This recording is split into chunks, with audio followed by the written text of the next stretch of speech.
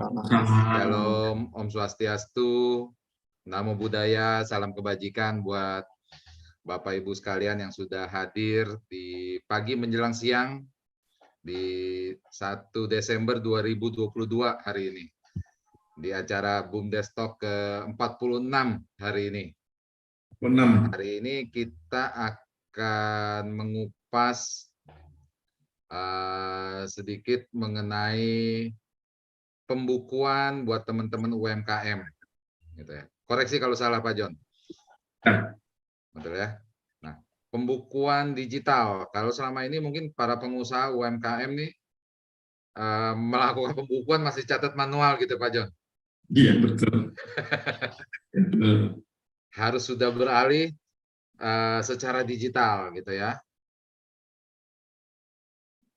Topik kita BUMDes Talk beberapa waktu yang lalu juga menarik tuh, Go Digital or Bangkrut. Nah, ini salah satu kelanjutannya.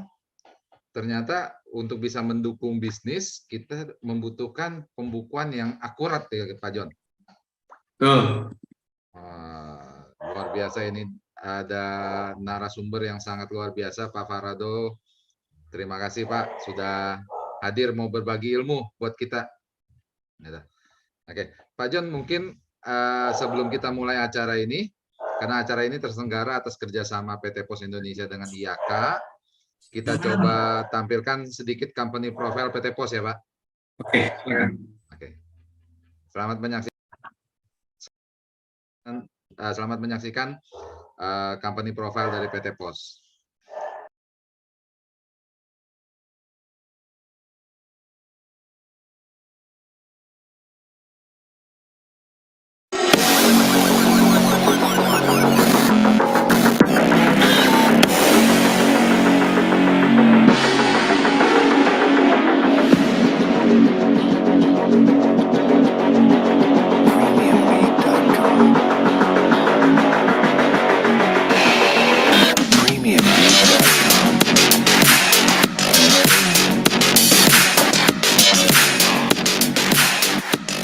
Ratusan tahun sudah Pos Indonesia melayani, menjelajah ke berbagai pelosok Indonesia.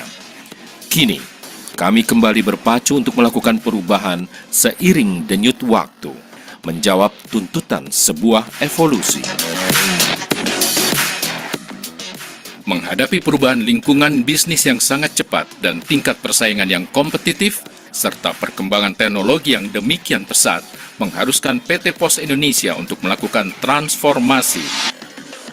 Transformasi ini adalah perubahan platform core bisnis perusahaan, yaitu implementasi platform New iPos pada bisnis kurir dan logistik, dan implementasi platform super aplikasi PosPay pada bisnis fintech jasa keuangan. Penggeseran konsep loket kantor pos sebagai fungsi collecting ke arah agen pos dan kemitraan, sehingga channel collecting akan semakin luas, lebih fleksibel, dan semakin dekat dengan customer. Teknologi transformation menjadi suatu kebutuhan yang harus disikapi perusahaan, baik bidang infrastruktur, platform, maupun software. Oleh karena itu, salah satu strategi teknologi yang telah dilakukan PT Pos Indonesia adalah implementasi Cloud Computing System. Selanjutnya, Human Resources, Organization, dan Culture Transformation menjadi kunci dalam membentuk sumber daya manusia yang profesional, didukung culture akhlak, serta struktur organisasi yang memiliki karakter agile dan follow terhadap strategi perusahaan. Pos Indonesia di seluruh Nusantara kini bersatu bersama mitra-mitranya, memulai langkah untuk bangkit menjadi raksasa penyedia jasa layanan logistik dan pos terintegrasi. Membangun infrastruktur logistik, mesin-mesin mutakhir kelas dunia, transportasi yang lebih handal, jaringan jasa keuangan terpercaya, dan berbagai varian layanan produk untuk memenuhi dan memuaskan keinginan pelanggan. Pos Indonesia kembali akan menjadi pilihan utama bagi rakyat Indonesia untuk segala kebutuhan jasa pengiriman kurir, pos, layanan jasa keuangan. One Stop Solution.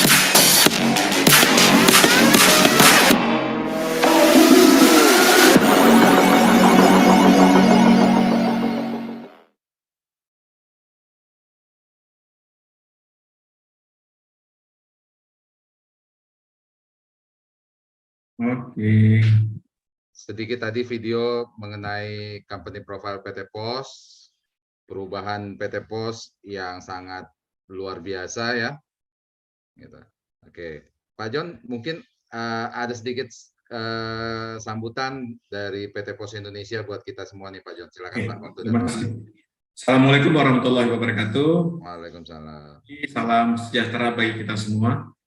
Yang saya hormati Pak Riki, teman saya yang rutin kami lakukan, sudah bersama-sama mengadakan acara ini. Kemudian saya hormati Mas Parado, dari situ Akurat Konsultan. Beliau ini baru kemarin saya lihat wajahnya, ada Zoom sebelum ada acara ini berlangsung. Terima kasih Mas sudah hadir di acara ini. Apa kabar Mas? Sehat Pak, sehat banget nih, seger. Ya. Kemudian Pak Samsul Widodo mungkin beliau berhalangan hadir. Dan teman-teman di Kementerian Desa serta di Dinas DPMD Provinsi, Kabupaten Kota yang juga hadir di sini. Serta rekan-rekan para peserta webinar di acara ini. Tema kali ini itu tentang pembukaan digital. Nah, tadi Pak Riki sudah nyampein, dulu kita pernah ada tema tentang go digital atau bangkrut gitu ya, atau diet gitu ya. Nah, ini memang semua perlu kita digitalisasikan. Nah, salah satunya pembukaan ini. Kenapa saya mengambil tema ini menjadi menarik sekali? Karena ini sangat bermanfaat buat teman-teman para UMKM, para pelaku usaha, terkait dengan kebiasaan nih. Misalnya kita punya warung gitu ya, kemudian warung itu dijual sama ayahnya atau ibunya, tiba-tiba anaknya datang untuk mintain uang jajan sekolah, langsung ngambil laci di lacinya warung tersebut gitu ya. Kemudian bapaknya beli makan yang di warung-warung juga ya tanpa dicatat. Nah, tiba-tiba sorenya wah orang ramai tapi uang kas nggak ada gitu. Nah, ada yang belanja pun barangnya habis, uangnya nggak ada gitu Pak John. Iya, makanan tapi nggak ada. Kemudian terkait dengan orang yang punya warung bakso misalnya ya, misalnya dia punya modal 500.000, dari 500.000 itu dia bisa memproduksi 100 mangkuk. Tetapi 100 mangkuk itu ada 70% yang utang. Berarti 30 yang cash-nya. Besok dia nggak bisa belanja lagi gitu ya. Nah, bagaimana bisa melihat itu semua? Itu tentunya bisa dilihat melalui pembukuan digital gitu ya. Teman-teman, ini ilmu tentang pembukuan ini sangat penting sekali bagi para pelaku usaha. Nah, PT POS Indonesia juga ada platform digital. Salah duanya yaitu POSPay.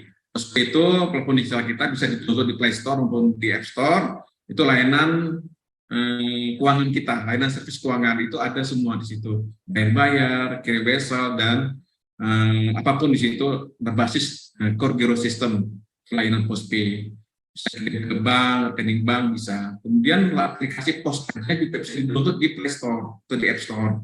Itu layanan untuk cek tarif, untuk pick up kiriman, kemudian untuk tracking kiriman, itu bisa dipakai buat para orang-orang rumahan nih. Ya, kalau di rumah tinggal bisa download itu. Juga teman-teman, kalau kepingin berwirausaha, juga bisa berwirausaha sebagai pengelola agen pos gitu ya. Dan pengelola agen pos ini punya tempat, punya komputer, nanti Pak Riki nanti nyampein bagaimana teman-teman bisa berwirausaha untuk menjadi pengelola agen pos. Buat juga akan dapat imbal jasa dari melaksanakan kegiatan di sini. Nah, semua itu dicatat pembukuannya dengan yang akan disampaikan oleh Mas Parado ini. Nah, jadi supaya lebih akurat, lebih sistematis, bisa tahu bahwa bisnis kita ini profit atau tidak, bisa dikembangkan atau tidak. Dengan cara yang sangat simpel sekali. Ada uang masuk, uang keluar, ada uang yang ditahan misalnya, ada yang utang, ada yang piutang misalnya. Kita belajar bersama-sama, saya pun ingin belajar juga sampai tuntas, supaya suatu saat kita butuh aplikasi ini. Oke Mas Parado, terima kasih banyak sudah hadir. Nanti Mas bisa sampaikan apapun, kita sampai jam 12 siang ini Mas, silakan sampaikan aja apapun terkait dengan layanan pembukaan digital ini agar lebih akurat dan sistematis untuk pengembangan bisnis kita. Saya kira itu saja dari saya. Terima kasih. Assalamualaikum warahmatullahi wabarakatuh. Silakan Pak. Makasih Pak John buat sambutannya. Hari ini menarik buat teman-teman UMKM, BUMDes, koperasi yang menjalankan usaha. Ini untuk bisa dipastikan bahwa pencatatan pembukuannya itu rapi sehingga bisa diketahui progres perkembangannya, pertumbuhannya gitu ya Pak. Ke atas atau ke bawah gitu ya. Jangan ke samping bertumbuhnya gitu.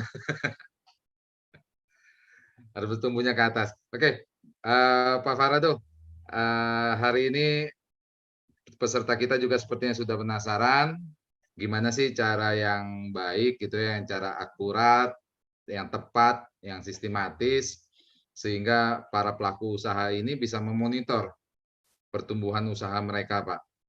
Gitu. Oke, waktu dan tempat saya persilakan, Pak.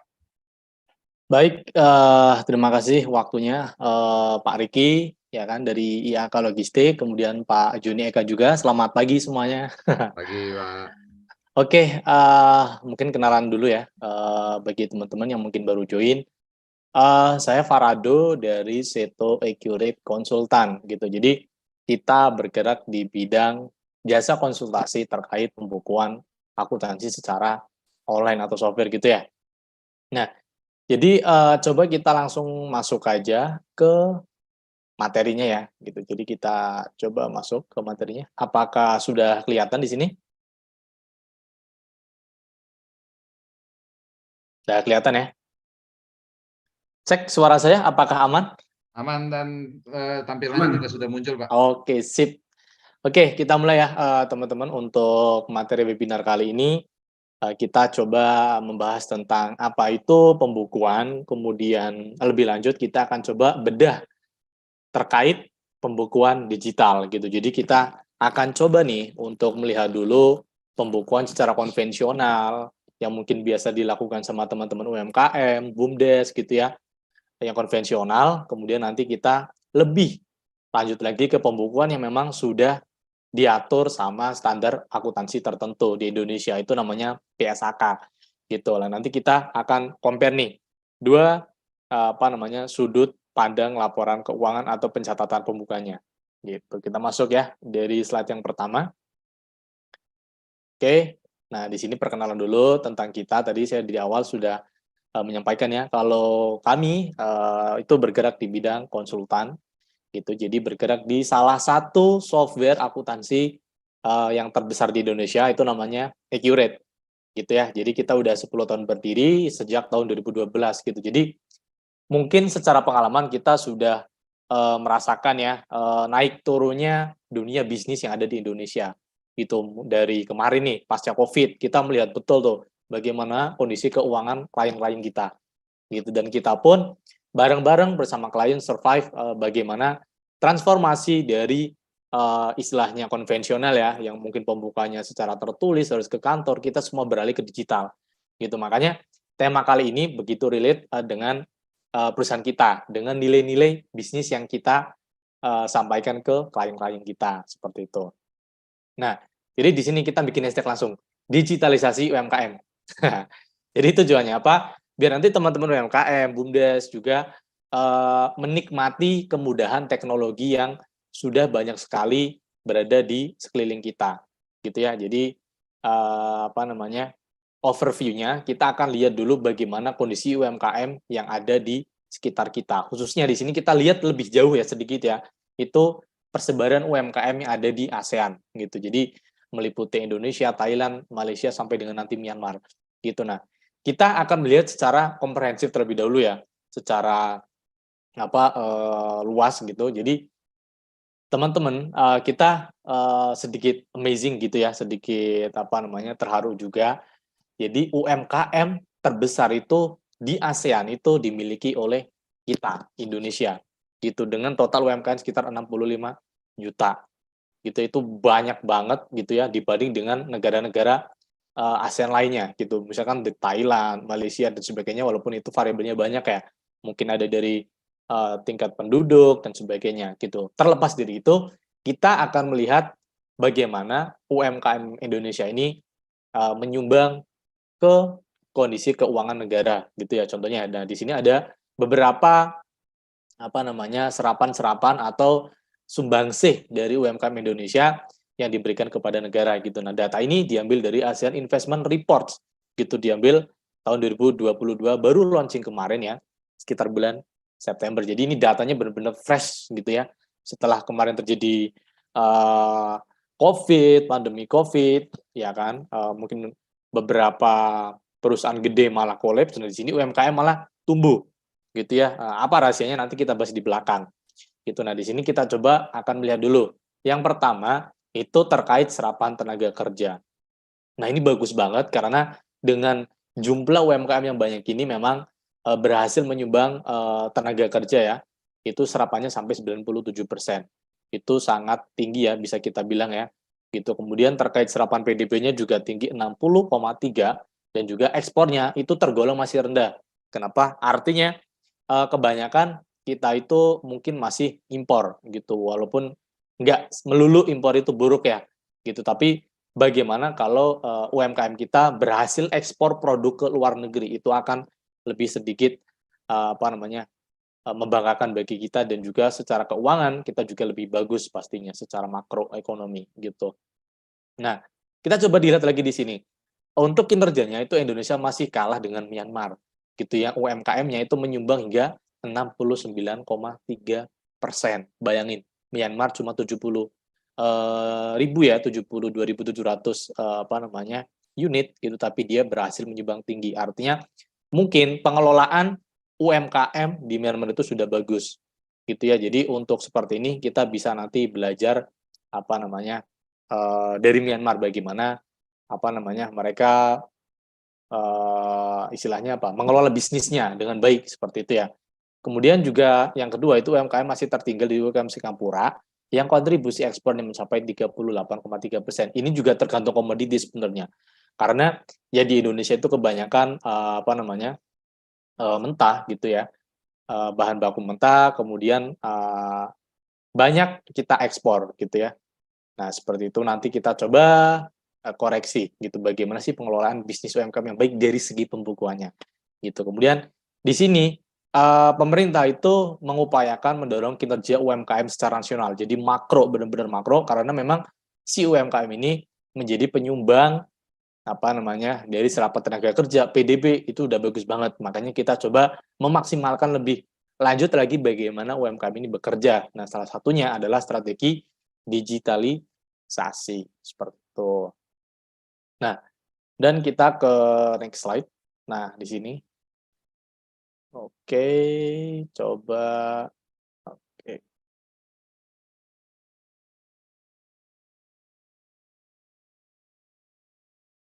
Oke. Nah, di sini ya.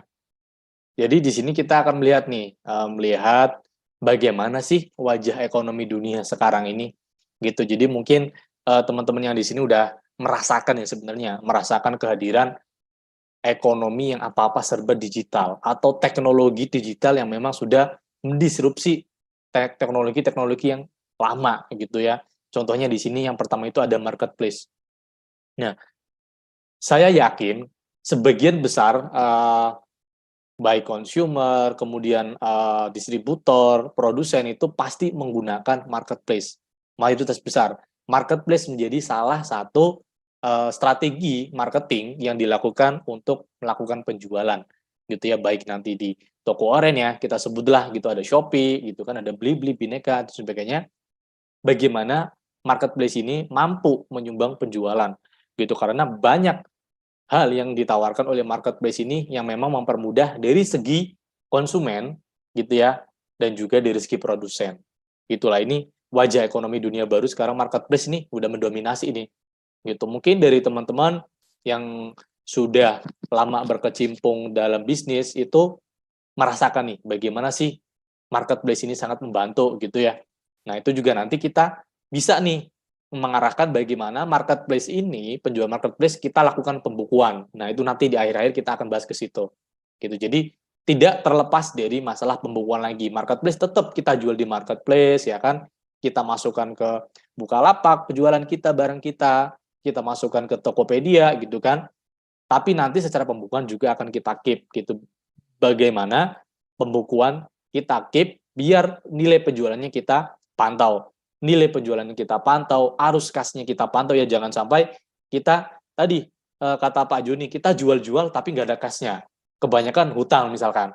Nah itu kan nggak baik juga untuk bisnis, makanya kita akan melihat nih nanti bagaimana marketplace ini kita olah pembukuannya secara simple dengan apa? Teknologi digital ya tentunya. Gitu. Kemudian yang kedua, di sini tuh ada yang namanya sharing economy. Gitu. Nah, sharing economy apa? Jadi bagaimana kita menggunakan sumber daya sebenarnya, sumber daya ekonomi.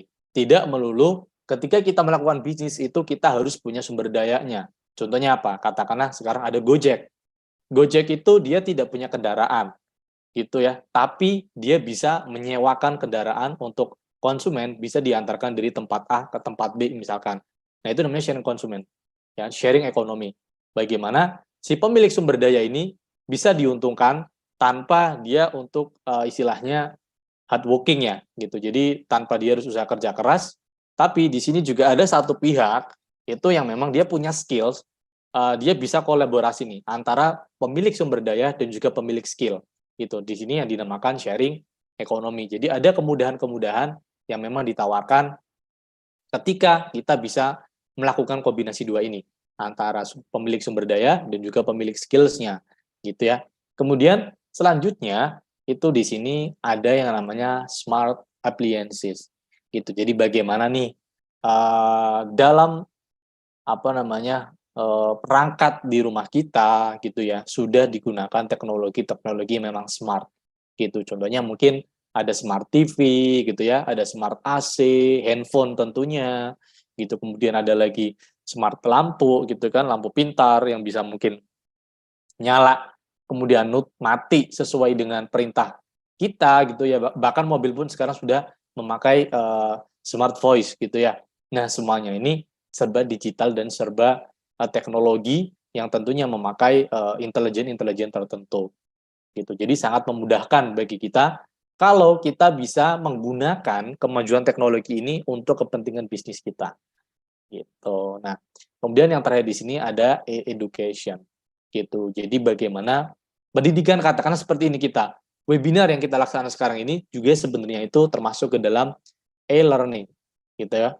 Jadi bagaimana pembelajaran ini dilakukan tidak melulu dengan tatap muka, tidak melulu dengan webinar fisik, gitu kan. Itu mungkin selain takes time itu juga ada biaya terkait dengan waktu kita mungkin untuk ke perjalanan, ke tempat webinarnya, gitu kan, ada makan waktu, ada makan tempat, ada makan biaya dan sebagainya. Nah, dengan konsep webinar ya, di sini webinar lah, bukan seminar ya. Nah, dengan konsep webinar kita kali ini, cost itu sudah terdisrupsi, gitu ya. Bagaimana untuk perjalanan waktu tempuhnya kita hilangkan, gitu ya. Kemudian nanti terkait dengan biaya untuk alat transportasinya juga tidak ada, gitu ya. Itu namanya bagaimana teknologi mendisrupsi pola keseharian kita yang memang konvensional, memang lama, gitu ya. Gitu. Jadi berbagai macam kebutuhan manusia telah banyak menerapkan dukungan internet, gitu ya, dan dunia digital sebagai wahana interaksi dan transaksi, gitu ya. Jadi sekali lagi di sini kita coba memperkenalkan ke teman-teman bagaimana teknologi ini kita gunakan untuk kepentingan bisnis, untuk kepentingan transaksi bisnis kita dan juga keuangan. Tidak hanya pemakaian konsumen, gitu. Kegiatan konsumerisasi, gitu. Mungkin kita cuma belanja di marketplace, ya kan? Kita cuma mungkin memakai smartphone, kita mungkin memakai smart TV, gitu, tanpa kita menggunakan kemudahan-kemudahan ini untuk melakukan transaksi bisnis. Itu sayang sekali. Gitu. Makanya di sini kita coba membahas sedikit, ya kan? Kita di sini diskusi terkait bagaimana digitalisasi berperan dalam kemajuan bisnis. Seperti itu. Nah, kita next. Oke. Nah, di sini kemudian kita langsung masuk ke UMKM era digital. Gitu ya, mungkin ada UMKM, juga mungkin BUMDes, gitu ya. Jadi kita harus lari ke sana, gitu ya. kita harus menciptakan UMKM versi digital gitu. Nah, apa sih salah satu ciri dari UMKM era digital ini gitu? Yang pertama kita mungkin lihat dari segi pembukuan digitalnya dulu. Gitu ya, di sebelah kiri kita membuat pembukuan digital. Jadi pembukuan itu sangat penting banget teman-teman. Jadi benar tadi kata Pak Eka, bagaimana keuangan kita itu tidak hanya dibedakan menjadi pemilik bisnis ataupun untuk tokonya, untuk usahanya gitu ya. Tapi kita harus jeli bagaimana mengatur arus kas. Gitu ya. Ibaratnya uang kita ini kita bisa digunakan untuk apa, datangnya uang lagi kapan itu kita harus bisa untuk melihat. Kita harus bisa untuk memproyeksikan kapan kita pegang uang. Kapan uang ini kita akan putar balikan lagi untuk jadi modal. Gitu ya. Itu nanti tujuan dari pembukuan itu sebenarnya ke sana. Jadi pembukuan itu tidak memberatkan pemilik bisnis gitu. Justru malah harusnya itu memudahkan. Kenapa? Karena di dalam pembukuan yang benar itu pasti keputusan bisnis yang diambil akan lebih tepat gitu. Kenapa? Karena berdasarkan rasionalitas bisnis gitu, berdasarkan keputusan-keputusan yang memang sudah ada angkanya. Gitu. Mungkin di sini ada barang yang paling laris gitu kan. Kalau kita ada barang yang paling laris, ya kan, penjualannya cepat, perputaran cepat, ya udah kita banyakin stok untuk barang itu. Jangan kita salah malah kita beli barang yang mungkin perputarannya lambat misalkan. Nah, itu juga pengaruh tuh dalam dunia bisnis. Makanya itu akan kita adakan juga di dalam pembukuan digitalnya. Gitu, termasuk tadi kas gitu kan. Mungkin penjualan kita tinggi gitu, tapi ternyata kebanyakan hutang nih. Kita nggak bisa mengeluarkan uang lagi untuk membeli barang lagi gitu. Karena apa? Perputaran kasnya tidak tepat gitu. Makanya itu salah satu pentingnya pembukuan. Nanti kita bahas lagi di belakang yang lebih detail. Kemudian yang kedua itu terkait dengan penggunaan teknologi gitu. Jadi bagaimana tadi kita udah melihat mungkin marketplace gitu ya. Kemudian wifi, kemudian mobile phone gitu kan. Smartphone yang kita gunakan itu digunakan juga untuk kepentingan bisnis, kepentingan UMKM kita, kepentingan BUMDes kita, gitu ya. Jangan sampai untuk ya mungkin sekedar kita melihat sosial media ya scroll, udah selesai gitu. Padahal hal itu ya si smartphone itu kita bisa gunakan full untuk kegiatan bisnis kita. Mungkin terkait marketing dan sebagainya itu nyambung ke pemasaran digital tuh yang warna kuning gitu. Jadi kita juga harus pintar-pintar nih. Tadi di podcastnya juga udah disinggung tuh terkait pemasaran digital kan gitu. Jadi UMKM digital ini memang kita harus pintar-pintar juga menggunakan teknologi untuk pemasaran digital. Gitu ya, bagaimana kita posting ya kan, bagaimana kita merangkum produk kita nih biar nanti konsumen kita lebih tertarik gitu kan, branding segala macam itu adanya di situ. Kemudian ada lagi inovasi produk. Nah, jadi teman-teman, dengan adanya kemajuan teknologi yang cepat ini, inovasi produk juga kita harus masif, ya kan, secara masif kita fokuskan gitu. Kenapa? Karena jangan sampai kita terlena dengan penjualan yang sudah tercipta gitu. Kita tetap harus melakukan inovasi-inovasi produk yang nanti ke depannya kita akan bisa diandalkan gitu ya. Jangan sampai kita punya produk nanti obsolete gitu ya, nanti kedaluarsa atau mungkin udah tidak relate lah sama kemajuan zaman atau selera masyarakat gitu ya. Makanya di sini kita harus selalu inovasi produk, entah itu produknya mungkin terkait pakan ya kan, sandang pangan, pakaian gitu kan, mode-mode. Nah, itu kan juga harus kita lihat trennya. Inovasi produk harus selalu diupdate caranya gimana tadi dengan penggunaan teknologi. Kita harus research nih, apa sih selera masyarakat yang sekarang ini berjalan? Nah, seperti itu bisa kita lihat juga. Kemudian terkait modal. Nah, kenapa modal kita masukkan ke sini? Karena beberapa isu yang kita lihat di lapangan itu banyak UMKM terkendala modal. Gitu. Kenapa? Karena untuk growing itu memang butuh modal. Untuk bertumbuh itu butuh modal. Gitu. Walaupun modal tidak melulu keuangan ya, mungkin juga terkait modal intelektual ya, SDM yang handal gitu kan. Itu juga berpengaruh gitu. Nah, modal ini juga mungkin banyak sekali UMKM yang mungkin mengajukan pinjaman ke bank kemudian ditolak. Gitu. Kenapa? Karena si UMKM tersebut tidak mempunyai pembukuan yang tepat, yang oleh pihak bank itu bisa dibaca, bisa diproyeksikan. Gitu. Makanya itu salah satu manfaat dari pembukuan digital juga. Bagaimana kita melakukan pembukuan digunakan oleh pihak lain sebagai keputusan bisnis. Mungkin kita memberikan pinjaman, ya kan, itu terkait dengan modal. Kemudian yang terakhir itu terkait leadership dan manajemen. Gitu. Jadi sangat penting sekali di era sekarang ini kita juga punya mindset leadership yang memang digital banget, gitu ya. Kita bisa mungkin men-tracking bagaimana staff-staff kita bekerja ya, bagaimana karyawan kita bekerja, gitu kan. Itu semuanya by manajemen dan leadership yang memang by digital gitu. Mungkin ada presensi yang sekarang bisa online gitu ya, absensinya bisa online, kemudian nanti kita bisa koordinasi seluruh tim kita, seluruh karyawan kita mungkin dari WhatsApp gitu kan. Itu juga termasuk penggunaan teknologi.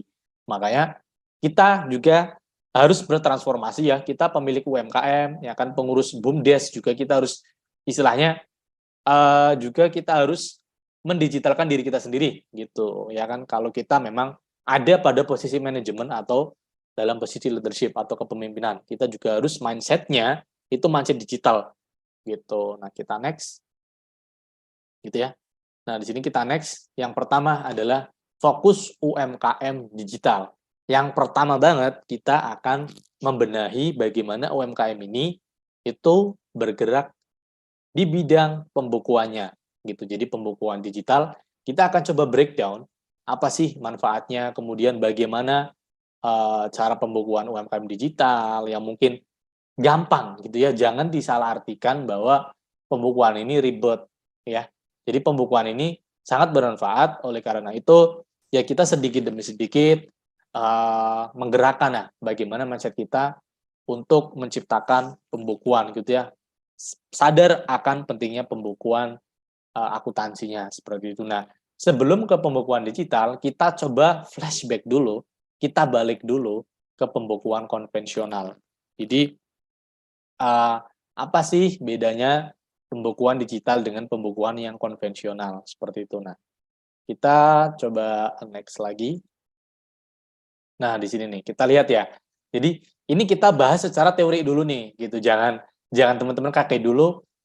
Apa sih ini materi kok ada undang-undangnya gitu? Enggak. Kita coba akan lihat dulu secara tepat, gitu ya, secara proper, secara layak bagaimana pembukuan itu yang dimaksud oleh pihak lain. Kenapa? Karena kebutuhan pembukuan ini atau kebutuhan laporan keuangan ini tidak hanya untuk diri kita sendiri, pemilik UMKM atau pemilik BUMDes, gitu ya. Tapi nanti juga digunakan untuk entitas lain, digunakan oleh pihak lain untuk membaca bagaimana operasional bisnis kita bekerja. Ya kan, bagaimana operasional kita itu berkembang, gitu kan. Kita nggak bisa sepihak ngomong, UMKM saya itu berkembang nih, saya butuh pendanaan. Kamu mau nggak gitu misalkan. Tanpa ada yang namanya laporan keuangan, ya kan, tanpa ada yang namanya proyeksi laporan keuangan, itu pihak lain pasti akan meragukan. Kenapa? Karena di situ tidak ada track record-nya, tidak ada jejak bisnisnya. Bagaimana UMKM atau BUMDes ini dikelola, gitu ya. Jadi kan kita bisa lihat pergerakannya tuh, mungkin dari bulan Januari, ya kan, penjualannya oke nih, sampai nilai 200 juta misalkan. Nah, kemudian Februari naik lagi nih sampai ke 300 juta. Tapi di bulan Maret ternyata turun nih, gitu. Jadi 90 juta gitu kan. Nah, dari situ kalau kita di pihak lain dengan membaca laporan keuangan itu kita bisa mempertanyakan, kenapa kondisi bisnis seperti ini? Gitu. Apakah ada yang salah dengan pengelolaannya atau memang ada tren yang merubah proyeksi penjualan ini? Gitu. Nah, hal-hal seperti itu bisa kita baca dari adanya pembukuan. Gitu ya, dari adanya laporan keuangan yang dihasilkan dari pembukuan. Gitu. Nah, di sini dijelaskan juga saya ngambil dari undang-undang ya, kita ngomongin undang-undang nih, agak ngeri juga ya. Jadi Undang-Undang Nomor 28 Tahun 2007 ya kan. Jadi pembukuan itu suatu proses pencatatan yang dilakukan secara teratur untuk mengumpulkan data dan informasi keuangan meliputi harta, kemudian kewajiban, modal, penghasilan dan biaya, serta jumlah perolehan dan penyerahan barang atau jasa yang ditutup dengan menyusun laporan keuangan gitu ya. Jadi mungkin simpelnya laporan keuangan itu ada yang namanya, yang pertama itu laporan laba rugi. Laporan laba rugi itu dia yang meramu atau apa istilahnya, memberikan informasi terkait penjualan kita berapa, beban kita berapa, gitu ya, biaya kita berapa. Nah, itu adanya di laporan keuangan laba rugi. Kemudian ada lagi laporan neraca. Itu terkait posisi keuangan. Gitu. Jadi bagaimana sih tadi yang dibilang sama Pak Joni ya gitu. Jadi bagaimana posisi kas kita gitu. Apakah kas kita itu siap untuk kita belanjakan untuk barang modal lagi, atau bahkan malah kasnya kita nggak ada. Kenapa? Karena penjualan kita kebanyakan adanya di hutang atau piutang. Jadi kita melakukan penjualan benar, barang kita habis, tapi ternyata kas kita nggak ada nih. Kenapa? Karena penjualannya semuanya piutang, semuanya hutang. Itu juga akan merepotkan kita. Kenapa? Karena dari sisi laporan keuangan neraca itu nggak balance, nggak enak. Istilahnya nggak presisi kalau kita lihat ya. Orang kita punya persediaan tinggi kok kasnya sedikit. Nah, itu nggak masuk akal juga ya bagi pihak luar gitu. Jadi nanti teman-teman sekalian kalau sudah biasa melakukan bisnis gitu kan, kita udah tahu nih lika-likunya bisnis kita ya, mungkin kita bergerak di bidang konveksi gitu ya. Kita udah tahu nih kalau bulan-bulan tertentu itu produksinya naik gitu, misalkan mendekati lebaran, produksinya naik nih terkait mungkin pakaian muslim gitu ya, produksinya naik nih. Di situ penjualan tinggi. Otomatis HPP kita juga ngikutin tinggi gitu. Kenapa? Karena bahan baku yang kita gunakan juga ikut naik. Nah, di situ kan ada kenaikan bahan baku. Ya kan, harga kenaikan bahan baku juga ikut naik, tapi penjualan kita juga tetap naik gitu. Karena apa? Ya itu tadi tren dari bulan Ramadan mendekati hari raya, banyak muslim yang memang membutuhkan pakaian muslim gitu misalkan. Atau nanti ketika mendekati tahun ajaran baru sekolah gitu misalkan, di situ trennya turun. Kenapa? Karena kebanyakan para orang tua itu tidak membelanjakan uangnya itu pada pakaian keseharian, tidak. Mungkin mereka membelanjakannya kepada istilahnya buku tulis anaknya gitu kan, perlengkapan sekolah ya kan, sepatu sekolah gitu. Jadi untuk tren penjualan pakaian yang untuk keseharian malah tidak ada gitu misalkan. Nah, itu kita bisa lihat dari laporan keuangan gitu. Di situ ada nilai penjualannya berapa, bebannya berapa, itu kita ketahuan gitu. Tapi juga di situ kalau kita katakanlah BUMDes ya, itu kan pasti ada beberapa laporan yang harus dilaporkan ya kepada entitas terkait gitu. Nah, selain laporan keuangan itu nanti ada catatan laporan keuangan. Jadi proyeksi bisnisnya juga kita di situ adakan ya, kita kasih keterangannya di situ. Kemudian rasionalis bisnis atau ibaratnya kita catatan atas laporan keuangan gitu. Jadi bagaimana di situ trennya bergeser gitu misalkan. Itu kita bisa tulis tuh di catatan atas laporan keuangan, di CALK-nya gitu. Nah, jadi kalau kita lihat secara konvensional, urutan dari pembukuan itu yang pertama adalah pembukuan atau pencatatan bukti transaksi. Itu yang pertama banget. Jadi kita para pelaku bisnis itu harus istilahnya menyimpan bukti transaksi. Gitu. Kenapa? Karena dari bukti transaksi itu yang kita gunakan sebagai pembentuk laporan keuangan. Gitu ya. Contoh bukti transaksi apa? Yang pertama, bukti penjualan. Ya, kalau kita nyebutnya nota lah, nota penjualan itu harus kita keep. Gitu, minimal kita kasih biasanya kan teman-teman ada tulisan tuh notanya berapa, kemudian kita kumpulkan satu-satu gitu ya. Kita tumbuk, nah itu juga bisa dijadikan sebagai bukti transaksi gitu ya. Kita mengumpulkan bukti transaksi gitu kan, kita mencatat bukti transaksinya, penjualannya ditulis penjualan, pembelian ditulis pembelian, atau mungkin kita mengeluarkan uang untuk beli rokok, kita mengeluarkan uang untuk beli bensin katakanlah atau makan siang, itu kita kumpulkan bukti transaksinya. Di situ kita kumpulkan, kemudian akan kita buatkan jurnal.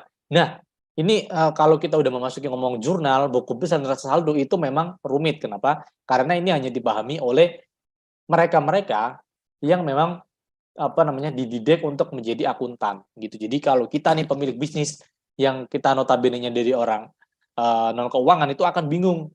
Kenapa? Karena kita memang tidak mempelajarinya gitu. Cuma di sini kita akan melihat dulu, kenalan dulu bagaimana sih konsep pembukuan itu yang benar, tapi ini secara konvensional ya. Gitu. Jadi yang pertama kita nyatat dulu bukti transaksinya, kemudian kita akan menjurnal gitu. Jadi mungkin ada istilah debit kredit tuh kalau teman-teman accounting. Jadi mungkin kalau terjadi penjualannya di kredit, kasnya di debit gitu ya. Itu nanti ada kaidahnya gitu. Kemudian ada buku besar, ya kan, buku batik tuh misalkan mungkin ibu bapak melihat anak-anak mungkin yang di SMA atau di SMK itu kalau jurusannya akuntansi itu pasti bawa buku batik yang gede itu. Nah, itu tujuannya adalah untuk mencatat buku besar dan juga neraca saldo. Itu memang ribet sih. Nah, di sini kemudian ada jurnal penyesuaian, kemudian baru nanti bisa dihasilkan laporan keuangan gitu. Jadi mungkin bagi ibu bapak yang mengurusi BUMDes itu memang kan diminta ya buat laporan keuangan ya. Nah, itu prosesnya agak sedikit pelik nih kalau kita memang bukan dari orang finance atau accounting gitu. Kemudian sini ada jurnal penutup. Nah, jadi secara sederhananya itu pembukuan itu adalah sebuah proses pencatatan untuk mengumpulkan data dan juga informasi keuangan. Gitu ya. Jadi mungkin ya tadi data ya, nota penjualan, nota pembelian gitu ya, nota beli bensin, nota mungkin parkir gitu ya, itu semua kita kumpulkan. Kemudian kita kita olah menjadi laporan keuangan. Jadi gini, untuk flow dari pembukuan yang konvensional gitu. Jadi untuk mempelajari ini memang kita butuh satu pendidikan khusus membahas tentang finance atau accounting gitu. Nah, selanjutnya di sini kita melihat nih 4 kesalahan terbesar pembukuan UMKM gitu. Jadi kita ini melihat dari segi usernya, dari segi penggunanya gitu. Jadi bagaimana teman-teman UMKM ini melakukan pembukuannya sudah tepat atau belum gitu ya. Nah, kita istilahnya apa ya? Kita apa istilahnya lebih tepat apa? Muhasabah diri lah atau apa itu muhasabah diri. Kita koreksi diri ya. Kita koreksi diri bagaimana sih kita dalam melakukan pembukuan, kita apakah sudah tepat atau belum gitu. Nah, coba kita jabarkan 4 kesalahan terbesar ini. Yang pertama adalah mencampur rekening perusahaan dengan rekening pribadi. Nah, ini yang tadi disampaikan oleh Pak Joni. Itu bagaimana saya pemilik warung, kemudian ada anak saya yang pulang sekolah minta uang jajan, kemudian dia ngambil aja langsung di laci warung saya gitu misalkan. Nah, itu artinya mencampur rekening keuangan pribadi dengan keuangan perusahaan. Itu nggak tepat dan itu salah besar. Kenapa? Ya karena tadi kita nggak bisa lihat nih kas kita berapa gitu. Secara penjualan memang barang kita berkurang, tapi kemana nih uang kita? Kenapa uang kita nggak ada? Nah, itu yang seringkali terjadi pada pelaku-pelaku UMKM gitu. Jadi kita harus membedakan mana rekening pribadi untuk kebutuhan rumah tangga dan juga kebutuhan untuk UMKM. Lebih baik kita bedakan gitu ya. Jadi nanti kalau di laporan bisnis kita atau warung kita ada keuntungan, ya kita sisihkan berapa persen untuk kepentingan pribadi gitu. Jangan dicampur ratakan. Gitu. Kalau dicampur ratakan, wah itu nanti susah kita memproyeksikan apakah bisnis kita berkembang atau tidak. Gitu. Itu kesalahan yang pertama. Nah, kesalahan yang kedua itu tidak menyimpan bukti pembayaran. Gitu. Jadi karena kan tadi yang pertama, bukti pembayaran adalah cikal bakal membuat laporan keuangan. Jadi kita harus menyimpan bukti pembayarannya. Mungkin itu nota penjualan, nota beli bensin, nota parkir, semuanya kita simpan. Jadi itu dasar kita mengatur laporan keuangan, gitu ya. Jadi kalau kita beli bensin, otomatis uang kita berkurang dong, gitu. Kemudian kita mengeluarkan uang untuk beli persediaan kita untuk kita jual lagi. Ya mungkin uang kita berkurang, tapi barang kita nambah, barang yang akan kita jual nambah, gitu kan. Nah, itu pentingnya untuk menyimpan bukti pembayaran. Kemudian yang ketiga, tidak memahami arus kas. Nah, ini tadi. Arus kas itu gampangnya itu kita bisa melihat bagaimana arus kas ini kita rencanakan, kayak gitu intinya. Jadi mungkin kita punya uang 10 juta. Saat ini di kas kita itu ada 10 juta. Nah, di 10 juta ini kita bisa proyeksikan nih, gitu. Katakanlah yang 5 juta untuk kita beli barang baru untuk kita jual lagi. Berarti udah berkurang 5 juta. Kemudian ternyata kemarin kita sudah menjual produk ke rekanan kita, ya kan, ke warung sebelah, tapi dia ternyata belinya hutang nih. Artinya kan kita bagi kita ya. Kemudian dia berjanji akan melunasi 3 hari mendatang. Nah, di situ kita bisa memproyeksikan, oh, 3 hari lagi saya akan dapat uang. Nah, uang yang untuk sebagai pelunasan warung tetangga itu kita akan gunakan untuk apa gitu, kita harus proyeksikan. Jadi tidak baik juga kasnya kita terlalu banyak ngendap, dan tidak baik juga kas kita terlalu sedikit, gitu. Jadi kita sebagai pemilik bisnis harus benar-benar paham bagaimana nih kondisi keuangan atau kondisi kas kita itu tepatnya bagaimana. Jangan terlalu gede dan jangan terlalu kecil, seperti itu. Kemudian yang terakhir itu tidak melihat kebutuhan jangka panjang, artinya hanya melihat jangka pendeknya aja. Contohnya apa? Ya mungkin bulan depan kita akan membuka warung lagi ya di pasar A misalkan. Kita mau bikin cabang baru nih di pasar A gitu kan.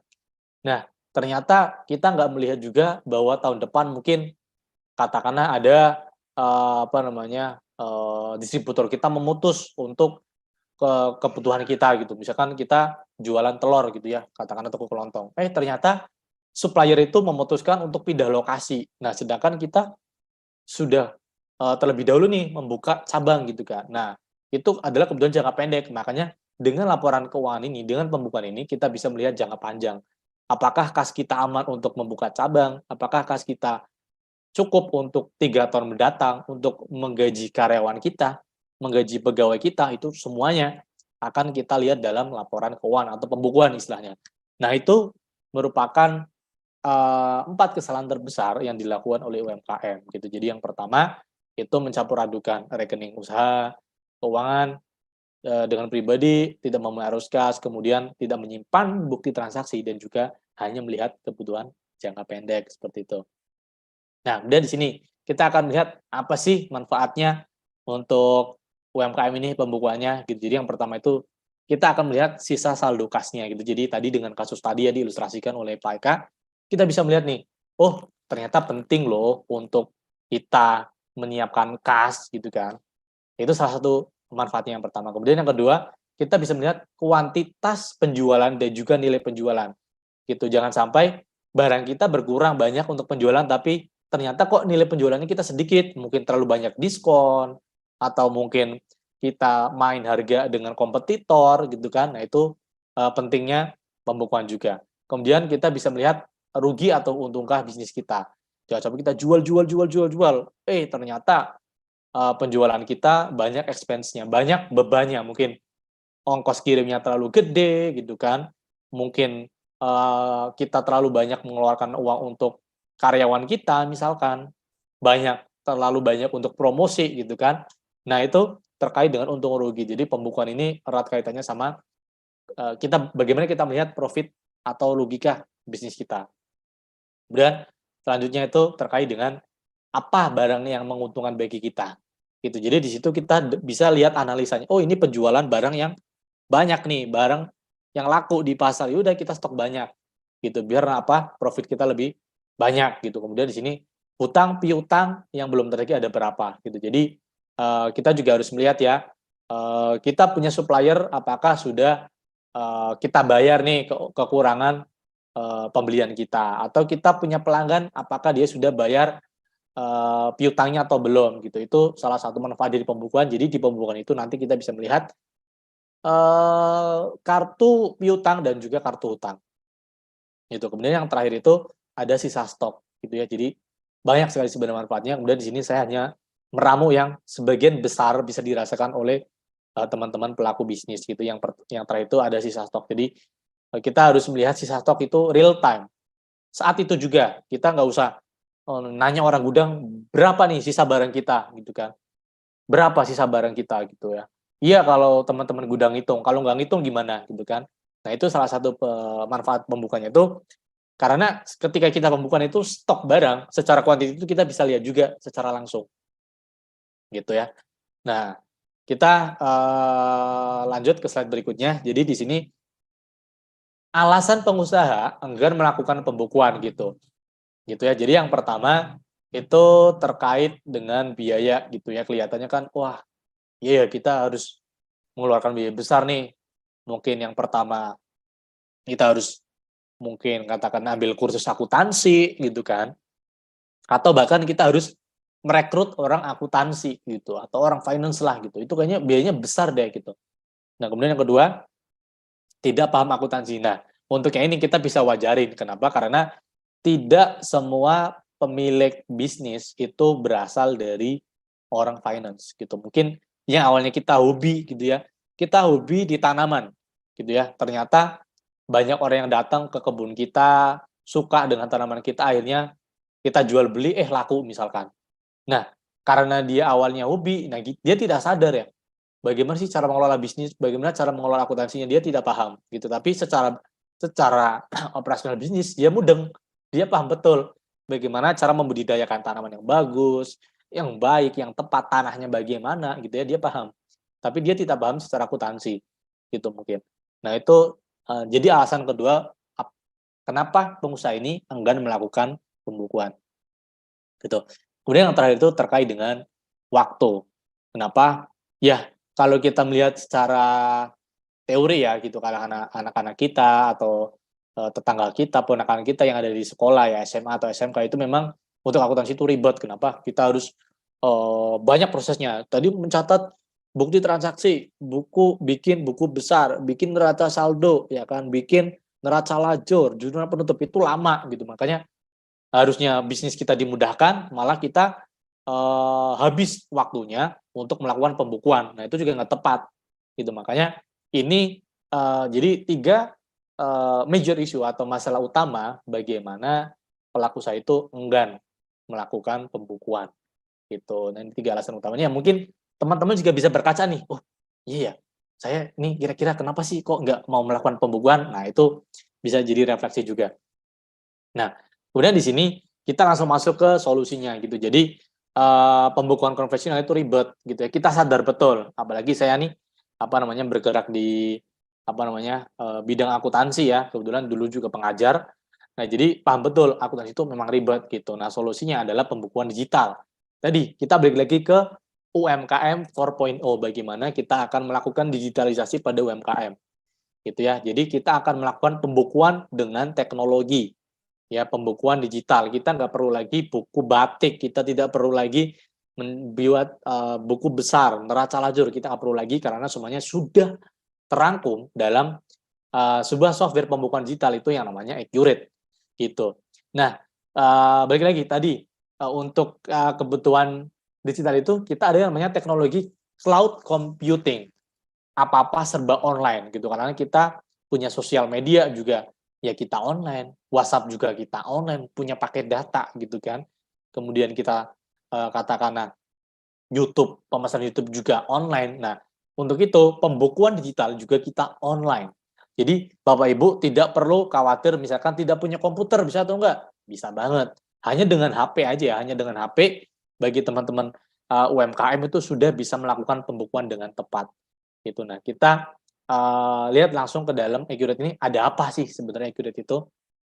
Nah, jadi di sini itu ketika kita memutuskan untuk menggunakan sebuah software, itu pastikan ada 2 komponen itu yang jadi pertimbangan. Yang pertama itu user interface, kemudian yang kedua ada user experience. Artinya, user interface ini bagaimana kita hanya melihat softwarenya itu sudah tahu. Oh, ini tuh letaknya di sini nih, gitu. Katakanlah kalau kita WhatsApp-an ya, itu kan kita tahu, oh ini untuk update status, ya kan, letaknya di atas. Untuk nge-type, kita tinggal sentuh aja gitu. Itu namanya user interface, tata letaknya. Enak gitu dilihat. Kemudian yang kedua itu terkait user experience itu bagaimana pengalaman kita menggunakan si softwarenya itu. Tidak ribet, tidak menyusahkan, tapi powerful.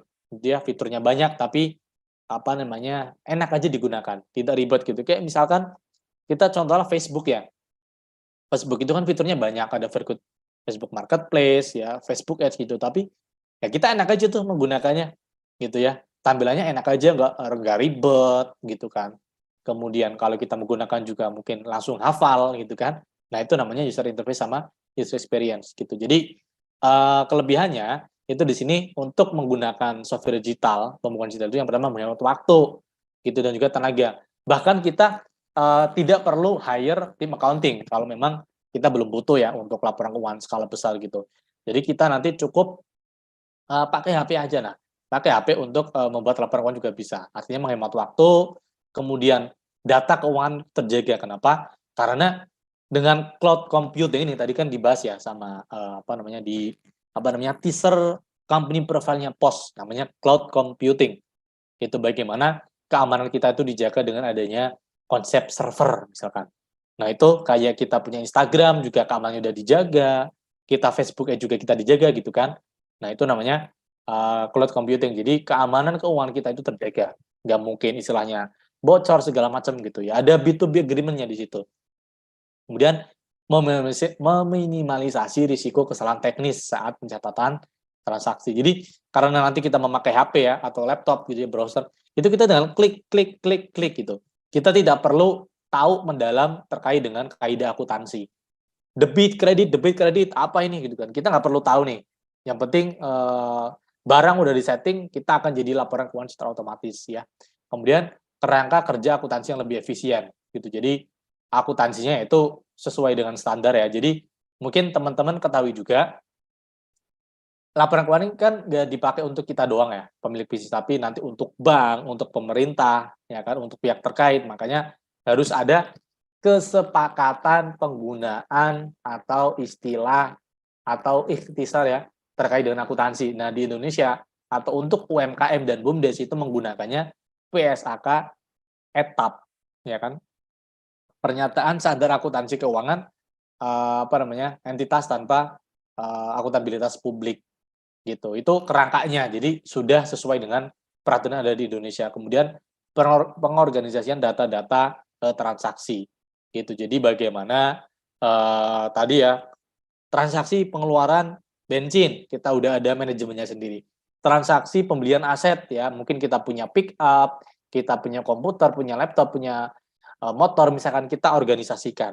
Kita penjualan juga kita ada organisasi transaksinya gitu. Jadi udah ibaratnya organisasi data transaksi itu kayak locker aja. Kita punya lemari, kita punya laci gitu kan. Kita lihat oh, ini tuh laci penjualan. Ini tuh laci pengeluaran pengeluaran kantor, entah itu gaji, entah itu bensin, entah itu makan gitu ya. Sudah ada organisasinya. Kemudian ada manajemen pencatatan hutang dan piutang yang lebih baik gitu. Jadi kita punya penjualan itu ada pencatatan piutangnya. Kita punya utang itu juga ada pencatatan hutangnya gitu. Jadi terekap nih kapan kita harus bayar hutang gitu ya. Itu kelihatan semua. Gitu. Nah, jadi dengan semua benefit yang tadi kita tawarkan gitu ya. Jadi sangat istilahnya sangat worth it ya, sangat menguntungkan sekali bagi teman-teman nanti untuk menggunakan gitu ya. Kalau udah siap ya tentunya. Nah, kemudian di sini kita akan lihat pembukuan digital itu menghemat hingga 80% waktu kerja gitu. Jadi ya udah kita pakai HP aja, ada penjualan di handphone kita lakukan penjualan, stok di gudang kurang kita lakukan pembelian juga dari HP gitu kan itu udah bisa. Jadi konsepnya teman-teman, tadi kan kita udah kenalan tuh yang namanya pembukuan konvensional itu panjang, banyak. Kita harus tahu kaidah akuntansinya. Ada saldo buku besar, ada istilahnya neraca saldo, ada jurnal balik, ya kan, ada jurnal penutup. Itu semuanya akan kita cut karena kita hanya perlu bukti transaksi. Kemudian teman-teman hanya nginput ke e-kuidat online, maka jadilah laporan keuangan. Tidak ada lagi yang namanya jurnal, tidak ada lagi yang namanya buku besar, tidak ada lagi yang namanya neraca saldo. Jadi kita akan benar-benar cut. Kita akan potong siklus akuntansi yang awalnya panjang menjadi sangat pendek gitu ya. Jadi saat itu juga kita nginput transaksi, kita nginput bukti penjualan atau bukti pengeluaran BBM kita itu langsung jadi laporan keuangan secara real time. Ya, kita nginput nih, beli bensin 50.000, cetet langsung jadi laporan keuangan. Beban kita di laporan laba rugi ada 50.000 gitu misalkan. Kas kita berkurang itu langsung. Jadi secara real time. Nah, ini salah satu kelebihan dari pembukuan digital, teman-teman. Gitu. Nah, kita next gitu ya. Nah, di sini ada jadi tidak hanya terkait dengan kas aja ya. Jadi di sini kita berusaha menjawab kebutuhan dari teman-teman UMKM, teman-teman BUMDes gitu ya, pemilik usaha, pemilik bisnis, kafe, resto gitu ya. Jadi solusi yang kita tawarkan itu yang pertama terkait dengan penjualan. Jadi penjualan juga kita sudah bisa secara digital, ya kan? Pembelian juga sudah bisa secara digital, kemudian manajemen stok nih, ini yang paling penting. Jadi bagaimana kita pemilik bisnis itu tahu persis kartu stok kita. Jadi barang keluar itu keluarnya kemana gitu. Barang masuk itu masuknya dari mana gitu. Kenapa kemarin saya beli 50 sekarang tinggal 3 aja misalkan. Ini larinya kemana ini? Nah, itu namanya manajemen stok. Nah, di Qrate juga sudah kita sediakan seperti itu. Kemudian ada yang namanya biaya tadi ya, untuk kita bayar gaji pegawai, untuk kita bayar beli listrik ya kan, beli wifi, katakanlah beli bensin, bayar tol, bayar parkir, semuanya ada di manajemen biaya. Gitu. Kemudian ada lagi yang namanya hutang piutang tadi ya, penjualan pembelian gitu, hutang piutang terpantau dan juga laporan keuangannya secara otomatis tergenerate ya, terhasilkan. Itu solusi dari kita. Jadi sebenarnya kita berangkat dari bagaimana sudut pandang pemilik bisnis. Kenapa? Karena pemilik bisnis itu sudah sibuk dengan bagaimana bisnis saya bertumbuh, bagaimana bisnis saya itu berkembang gitu. Dia ideologis gitu ya. Jadi dia akan melihat dari segi growth bisnisnya. Bisnis itu diapain gitu, dia harus itu. Tapi untuk itu jangan lupa bahwa kita itu butuh data-data pendukungnya. Nah, data pendukungnya dari mana? Ya dari ini, pembukuan digital. Jadi penjualan kita bisa terlihat nih. Oh, ini barang paling laris, ini barang lakunya lama nih gitu. Oh, ini kalau kita kasih promo segini, banyak nih ternyata peminatnya. Itu semuanya ada di pembukuan. Nah, next di sini kita akan masuk ke siklus penjualan dulu ya. Kita akan coba flow-nya penjualannya. Jadi di sini teman-teman kita pakai istilah yang agak keren nih. Ya, kita kenalin sedikit-sedikit gitu. Jadi penjualan itu biasanya kalau distributor ya itu dari penawaran dulu, kemudian pengiriman barang, kemudian pembuatan invoice ya atau faktur penjualan, baru nanti kita ada pembayaran atau pelunasan penjualan. Kemudian ada juga yang namanya DP gitu kan. Nah, ini flow yang sudah kita buatkan. Jadi yang pertama, kita mungkin akan buat yang namanya quotation atau penawaran. Dari penawaran penjualan ya, ada orang yang kontak nih, Pak, ada nggak barangnya ini gitu. Nah, itu masuknya ke sales order. Nah, kalau penawaran itu kita yang langsung menawarkan ke customer, katakanlah, halo Pak, Pak Hendrik misalkan, Pak, saya punya barang nih gitu kan. Mau nggak gitu kan. Nah, itu nanti dicatat aja di quotation, di sales penawaran gitu ya, di penawaran penjualan, kita catat aja di situ, kemudian katakanlah dari Pak Erik ngerespon, oh ya nih Mas, saya butuh barang itu, tapi gimana kalau harganya sekian gitu. Nah, itu udah masuk ke sales order. Di situ deal, oke, harganya sekian, saya kirim ya. Nah, dari situ kita masuk ke delivery nih, ke pengiriman. Delivery itu pengiriman ya. Jadi setelah kita buatin penawaran, orangnya setuju, kita kirim barang. Gitu. Nah, dia kirim barang ini, transaksi akuntansinya berjalan. Gitu. Oh, ternyata kita ada jurnalnya secara otomatis. Jadi karena persediaan kita berkurang, barang kan kita kirim nih ke pelanggan kita. Nah, itu kita terdapat jurnal akuntansinya di situ dan itu secara otomatis tergenerate gitu. Kemudian setelah barangnya dikirim, mereka puas nih, oh, barang diterima. Wah, halo Pak Farado, barangnya udah saya terima nih, bagus kualitasnya gitu misalkan. Nah, dari situ kita akan kirim invoice-nya. Oke Pak Erik, saya kirim tagihannya ya. Nah, dari situ sales invoice-nya dikirim. Gitu. Nah, itu flow yang sering terjadi pada pelaku bisnis ya, apalagi UMKM itu sering banget. Jadi dari penawaran, kemudian order, kemudian barang kita kirim jadi sales invoice. Nah, setelah jadi invoice ini ada dua kemungkinan. Apakah dia bayarnya nanti dulu atau piutang, atau dia langsung bayar kas. Nah, itu adanya di sini. Kalau ternyata dia bayarnya langsung kas, itu di sini ada customer receipt, istilahnya penerimaan gitu. Atau bahkan kalau ada DP dulu ya setelah sales order, oh ya udah nih Pak, barangnya saya DP dulu ya. Di sini juga udah ada DP. Gitu. Kemudian setelah barang diterima, ternyata kok ada yang reject, ada yang nggak sesuai kriteria misalkan. Nah, itu di sini sudah ada sales return atau retur lah bahasanya. Gitu. Jadi flow ini yang sering terjadi di pelaku bisnis yang ada di Indonesia. Entah itu bergerak di bidang apa, mungkin distributor oli, jual pakaian, ya kan, kemudian ternak ayam, ya kan, jual telur, semuanya mirip-mirip, kurang lebih flow-nya sama, siklusnya sama. Jadi dari penawaran, sales order, pengiriman, invoice, baru nanti penerimaan seperti itu. Nah, kita lanjut nih. Nah, jadi di sini ada tidak hanya penjualan sebenarnya. Di sini kita lebih jauh terkait dengan pembukuan digitalnya itu ada beberapa fitur yang kita ambil dari kebutuhan pasar, yang kita ambil dari kebutuhan pemilik bisnis. Yang pertama, fitur umum. Jadi di sini tuh kita ada multi pengguna. Contohnya apa? Saya pemilik bisnis. Karyawan saya ini kan punya akses juga harusnya untuk dia input penjualan, untuk dia input pembelian, untuk dia bayar bensin katakanlah, untuk dia bayar wifi katakanlah. Nah itu ada multi pengguna. Di Grid sudah bisa. Kemudian yang kedua ada multi mata uang. Nah ini harapannya. Tadi kalau kita lihat tren tuh dari laporan ASEAN itu, ya kan, FTAD. Jadi bagaimana kalau UMKM kita itu bahkan bisa ekspor, nggak cuma impor, pengennya kita ekspor. Nah di situ kita udah melihat kebutuhannya. Oh UMKM ini sangat besar potensinya untuk ekspor nih barangnya. Makanya di sini kita udah ada kan yang namanya multi mata uang. Jadi mungkin nanti ada mata uang Indonesia sama mata uang Singapura, mata uang Indonesia sama mata uang dolar. Ini kebanyakan misalkan kita pengrajin furniture. Wah, itu furniture laku banget. Ya, apalagi kalau di Jepara nih. Kebetulan saya di Semarang kan. Di Jepara itu banyak UMKM yang memang udah go internasional. Ya, dia jual kursi, jual meja, jualnya ke Belgia, ke Jerman, ke Belanda. Nah, itu kan butuh mata uang tuh.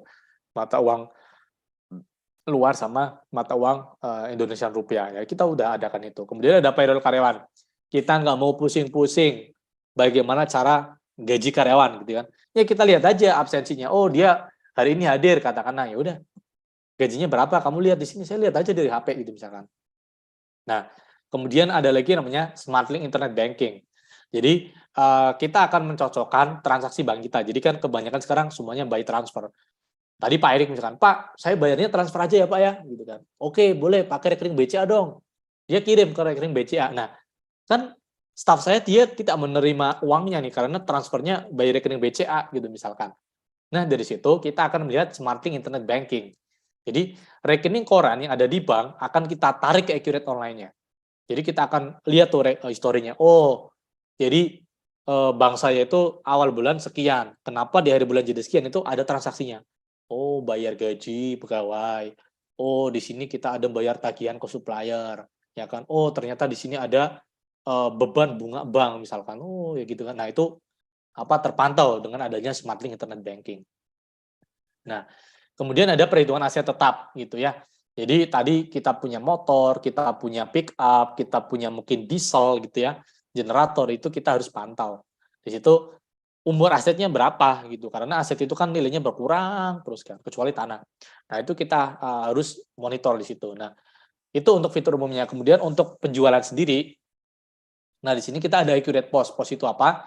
Katakanlah kita punya retail ya, kita punya toko kelontong misalkan. Nah toko kelontong ini kan dia butuh cepat ya penjualannya, makanya dia pakainya accurate POS. Jadi kalau teman-teman lihat itu ada kayak ya kelontong modern yang kayak Indomaret segala macam itu pakainya barcode, cetet gitu ya. Jadi kita tinggal aja ambil barang aja, barangnya kita ambil, ajukan ke barcode scanner, dia akan ngebentuk penjualannya, cetet gitu. Itu namanya POS.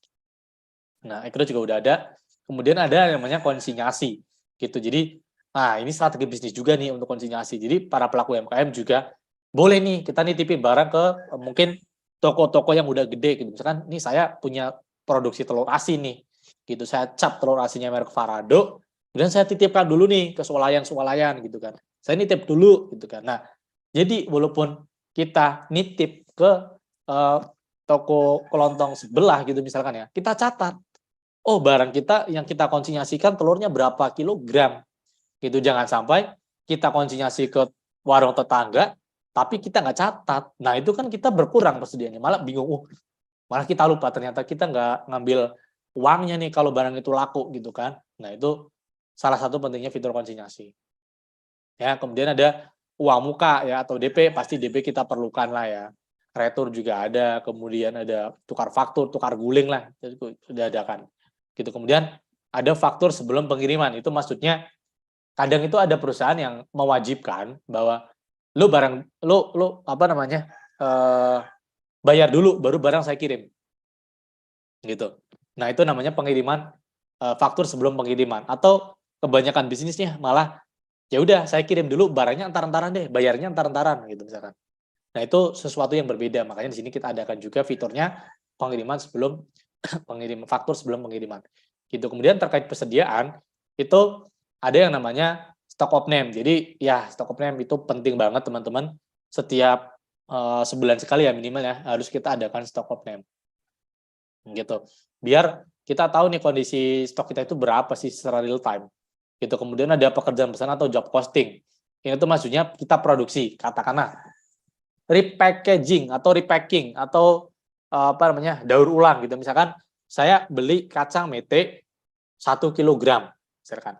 Saya jualnya nggak 1 kilogram saya mau jualnya per 25 kilogram. Bisa nggak? Itu bisa memakainya fitur job costing atau pekerjaan pesanan. Jadi semacam kita produksi, tapi ringan aja produksinya, nggak ribet-ribet kayak perusahaan manufaktur yang gede ya. Kita hanya rebranding aja. Dari 1 kilogram kacang mete, kita rubah ke 250 gram, misalkan. Itu makanya job costing. Udah ada di Accurate-nya. Kemudian ada multi gudang sama multi satuan. Jadi, multi gudang itu, ya kita paham betul.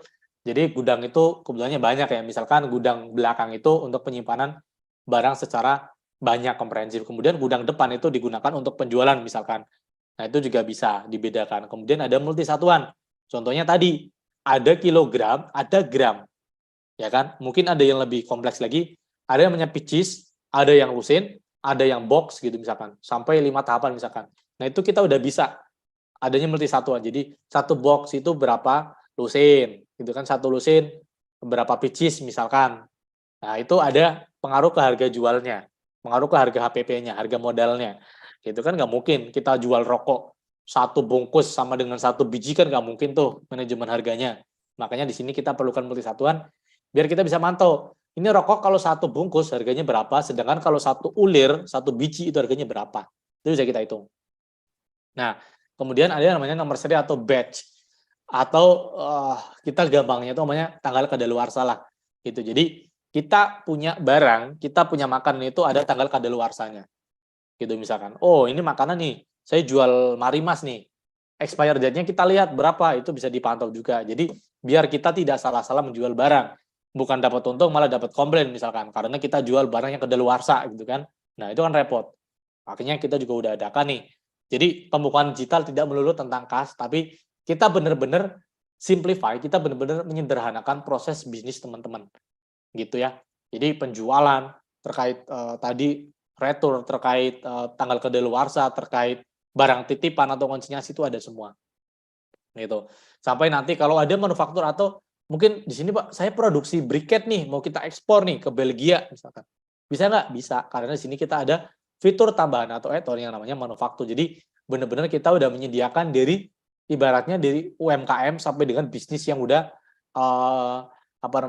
well perform gitu ya, yang dia udah bagus, jalannya udah gede, udah siap ekspor produksi skala besar itu dia udah siap. Sampai pos pun kita udah siap gitu ya. Istilahnya dari hulu sampai hilir untuk laporan keuangan kita memang sudah adakan seperti itu. Nah, kemudian di sini yang ini kabar gembiranya ya, bagi teman-teman sekalian. Jadi yang namanya pembukuan digital tidak melulu adanya di laptop, tidak melulu adanya di komputer. Saya tidak bisa komputer nih Mas, gitu. Apa solusinya nih, gitu kan? Nah, nggak usah khawatir karena di sini kita juga ada Accurate Light, Accurate Post sama Canvasser. Semuanya bisa diakses dari HP, gitu kan? Jadi katakanlah Canvasser itu apa sih? Ya untuk sales gitu katakanlah. Saya katakanlah produksi botol minuman gitu kan. Nah, sales saya itu saya mintanya door to door nih Pak ke calon customer, bisa nggak? Bisa. Nanti pakainya Canvasser. Gitu Canvasser itu untuk sales order ya, untuk pesanan penjualan. Jadi si salesman itu dia datang ke pasar-pasar nih, dia akan merekap mana ada yang mau beli nggak gitu kan. Itu namanya Canvasser. Nah, kemudian ada lagi namanya Accurate Post. Tadi udah saya terangkan.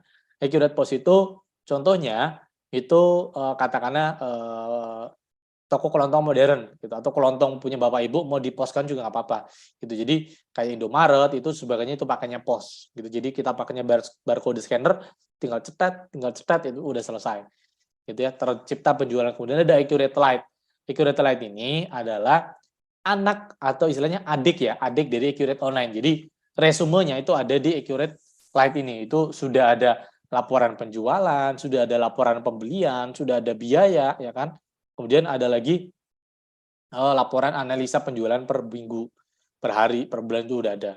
Gitu. Ini salah satu kemudahan digital yang memang kita tawarkan. Gitu. Jadi tidak hanya di laptop, bagi teman-teman atau bagi pelaku bisnis yang memang tidak tahu akuntansi, tidak tahu teknologi, minimal HP bisa, itu sudah oke. Nah, kita balik lagi ke tadi. Ciri UMKM 4.0 adalah leadership dan manajemen yang juga pola pikirnya harus digital. Kalau dia tidak bisa laptop, minimal dia bisa HP. Gitu ya. Dia bisa internet marketing, ya kan, digital marketing, kemudian pembukuannya udah digital gitu, dari HP dia udah bisa nginput tuh penjualannya gitu. Nah, kita lanjut ya. Nah, jadi ini juga kabar bahagianya lagi ya. Jadi kita selalu growing up, kita selalu update dengan kemajuan zaman, dengan kemajuan teknologi. Jadi kita juga sinkron dengan yang namanya marketplace. Karena tadi kan kita udah melihat nih, wajah ekonomi dunia sekarang saat ini salah satunya adalah marketplace. Gitu ya. Makanya di sini penjualan ibu bapak yang ada di marketplace, katakanlah Shopee, Blibli, Tokopedia, Lazada, Elevenia, bahkan TikTok, itu bisa kita impor ke Accurate Online untuk dijadikan laporan keuangan. Gitu. Ya kan? Jadi sangat simpel. Ya udah, kita jual aja tuh di Bukalapak. Kita upload tanaman kita ke Bukalapak, ya kan? Tanaman hias, tanaman bonsai. Wih, ternyata laku misalkan. Ya udah, dari situ laporan penjualan yang ada di katakanlah Tokopedia atau Shopee kita tarik, kita unduh, kita imporkan ke Accurate. Ya kan, di sini ada impor tuh. Kita impor ke Accurate, nanti akan jadi invoice atau faktur penjualan, akan jadi sales info. Jadi laporan penjualannya akan kita pantau di Accurate. Gitu. Gimana terkait dengan kasnya? Nah, jadi mungkin bagi ibu bapak yang sudah terbiasa menggunakan marketplace itu kan ada yang namanya uang diterima gitu ya, atau penjualan bagi saya nih, katakanlah customer ya, customer sudah melepaskan uang, itu kan artinya uangnya udah dilepaskan ke penjual gitu. Nah, nanti kasnya juga akan masuk ke Accurate sebagai pelunasan penjualan gitu. Jadi penjualan dari marketplace yang belum dilepaskan uangnya oleh pelanggan itu kan piutang ya istilahnya. Itu juga bisa di Accurate-nya. Jadi di sini akan tergenerate otomatis dari rekap penjualan dan juga nilai penjualannya. Gitu. Jadi kalau kita butuh nama pelanggannya bahkan ya kan, itu bisa juga nih, misalkan nih, wah, ini ada pelanggan sering beli nih gitu kan. Kita akan download nih katakanlah nomor HP-nya, alamatnya gitu ya, kita download untuk mungkin kita japri dari WhatsApp misalkan. Nanti kita kalau ada promo kita kirim di WhatsApp, itu juga bisa banget. Nah gitu ya. Jadi Accurate ini sudah bisa sinkron dengan tadi Shopee, ada Bukalapak, ya, ada JDID, sampai dengan nanti mungkin kalau ibu bapak kenal Mokapos ya, mungkin di kafe-kafe tuh Mokapos tuh, itu juga udah bisa sinkron. Gitu. Jadi kita juga melihat nih, era digital itu sekarang sudah sejauh mana gitu. Tadi kita lihat marketplace itu salah satu aja ekonomi baru loh, makhluk baru nih, ekonomi marketplace ini, makanya kita juga adakan nih ke pembukuan digital, jadi sinkron. Nah, selanjutnya di sini kita akan melihat secara lebih luas lagi. Pembukuan digital itu bukan hanya terkait kas, bukan hanya terkait dengan stok kita, bukan hanya terkait dengan hutang piutang, tidak teman-teman sekalian. Jadi kita akan kenalan bagaimana Accurate ini mempunyai jaringan. Itu jaringannya luas sekali. Jadi yang pertama, tadi kita sudah dikenalin konsep cloud computing dari Pos Indonesia ya. Bagaimana kita melakukan transaksi penyimpanan data itu by cloud, ya kan, by cloud computing, by awan, ya kan, semuanya tidak ada secara fisik teknologinya misalkan. Nah, di sini juga kita sudah bisa adakan. Jadi yang pertama terkait dengan omni-channel. Apa itu omni-channel? Omni-channel ini adalah software yang digunakan untuk manajemen penjualan di marketplace. Contohnya, saya sebenarnya toko fisiknya cuma ada satu, tapi untuk toko online, saya di Shopee itu ada 3 Mas. Di Tokopedia saya ada 2. Ya kan, di Blibli saya ada 3 toko. Cara sinkronnya bagaimana nih Mas? Gitu kan. Nah, itu namanya softwarenya adalah omni-channel yang digunakan untuk sinkronasi antara satu toko di marketplace dengan toko lainnya. Jadi katakanlah saya beli dari supplier totalnya 100 unit. Nah, karena tadi di Shopee ada 3 toko, di Tokopedia ada 2 toko, kita akan distribusikan masing-masing. Berapa untuk Shopee, berapa untuk Tokopedia misalkan. Nah, itu namanya manajemen stok yang itu diatur sama omnichannel. Dan omnichannel ini juga sudah sinkron dengan Accurate Online seperti itu. Kemudian ada lagi cashier system. Cashier system itu POS gitu. Jadi tadi ya untuk toko kelontong modern gitu ya. Yang pertama ada Accurate POS. Ada Accurate POS itu tadi untuk kelontong untuk modern untuk kelontong dan sebagainya. Kemudian ada Pawun, ada Moka, kemudian ada buy seller. Ada iSeller itu ya. Itu juga udah bisa. Kemudian di sini ada add-on yang sebelah kiri itu ya. Jadi add-on ini ada multi branch, misalkan Mas, saya tuh cabangnya udah banyak loh. Bisa nggak nih Accurate-nya? Accurate udah bisa nih Bapak Ibu sekalian. Jadi ada namanya multi branch atau banyak cabang. Ada cost and profit center, misalkan saya tuh punya divisi, katakanlah saya di digital printing ya. Saya tuh punya divisi digital printing nih Mas. Ada juga yang nyetak banner, ada juga yang bikin undangan. Kalau kita bedakan bisa nggak Mas? Itu bisa banget. Nama fiturnya adalah cost and profit center. Atau Mas, saya tuh produksi briket nih, saya kirim ke Belgia yang tadi nih kasusnya nih, ke Belgia gitu kan. Bisa nggak Accurate buat laporan produksinya? Itu bisa. Nanti kita adakan aja fitur manufaktur. Jadi dari SPK, pengeluaran bahan baku, segala macam produksinya, ya kan? Itu ada di Accurate add-on yang manufaktur. Kemudian misalkan nih UMKM Bapak Ibu sekalian sudah tidak memakai pajak yang 0,5 gitu ya, tidak menggunakan PP23 pajaknya. Tapi sudah PKP nih, senang banget kan, bisnisnya udah growing, ya udah gede, sekarang dijadikan statusnya sebagai pengusaha kena pajak. Nah, ketika sudah pengusaha kena pajak, artinya ada kewajiban membayar pajak, ada kewajiban manajemen pajak, PPN, PPH, segala macam. Bisa nggak? Accurate juga sudah ada, Bapak Ibu sekalian, namanya sinkronasi dengan DJP gitu ya. E-faktur pajak, e-filing, e-SPT, e-billing juga sudah ada di Accurate-nya. Gitu. Kemudian untuk payment solution, kita sudah ada BCA, tadi kan ada yang namanya internet banking ya. Jadi rekening mutasi BCA kita bisa pantau dari Accurate-nya juga. Jadi ada BCA, ada UOB, ada Danamon, ada BRI, ada Mandiri, ya, sebagian besar bank sudah tersinkron dengan Accurate Online. Itu untuk payment solution. Jadi Bapak melakukan penjualan di Accurate, oke silakan jual. Bayarnya lewat apa nih? Gitu kan. Bank transfer bisa nggak? Bisa, nanti langsung masuk ke Accurate-nya. Gitu ya. Kemudian di sini untuk capital, untuk permodalan. Tadi kan UMKM 4.0 itu salah satunya harus ada modal. Nah, di sini juga kita ada capital, ada Coinworks, ada Bank BTPN sama apa tuh? Member of SMBC Group. Nah, itu dari Accurate-nya. Kemudian nanti di sini tuh ada integrasi lainnya. Jadi mungkin Bapak-bapak sudah kenal yang namanya Jubelio, ada Genie gitu ya. Itu terkait dengan e-commerce. Yaitu kemudian yang terakhir itu terkait HRD nih. Misalkan, wah Mas, karyawan saya udah 50-an lebih nih Mas. Saya pusing kalau tiap hari saya nanyain dia udah berangkat atau belum. Gitu kan, saya pusing lihat saya gaji dia itu berapa harusnya gitu kan. Nah, itu bisa pakai software HRIS ya. Human Resource software system gitu. Jadi kita untuk presensi bisa pakai digital aja katakanlah dia hanya selfie nanti di absen gitu ya. Nah, itu nanti pakainya software HRIS dan itu sudah bisa sinkron dengan Accurate juga. Nama softwarenya itu ada Altius People sama It's gitu ya. Jadi ini adalah ekosistem pembukuan digital teman-teman sekalian. Jadi balik lagi kita sangat mendukung bagaimana UMKM dan BUMDes ini bertumbuh. Gitu. Kenapa? Ya, kalau saja kita tadi ya kalau lihat indeks dari ASEAN Reports itu, kalau kita bisa manajemen UMKM, BUMDes-nya secara baik, pasti kita lebih kenceng larinya. Bisnis kita lebih settle, bisnis kita lebih kokoh gitu kan. Jadi salah satunya adalah pembukuan digital. Kenapa? Karena sekali lagi, pembukuan digital tidak hanya terkait dengan kas, tidak hanya terkait dengan stok, hutang piutang, tidak.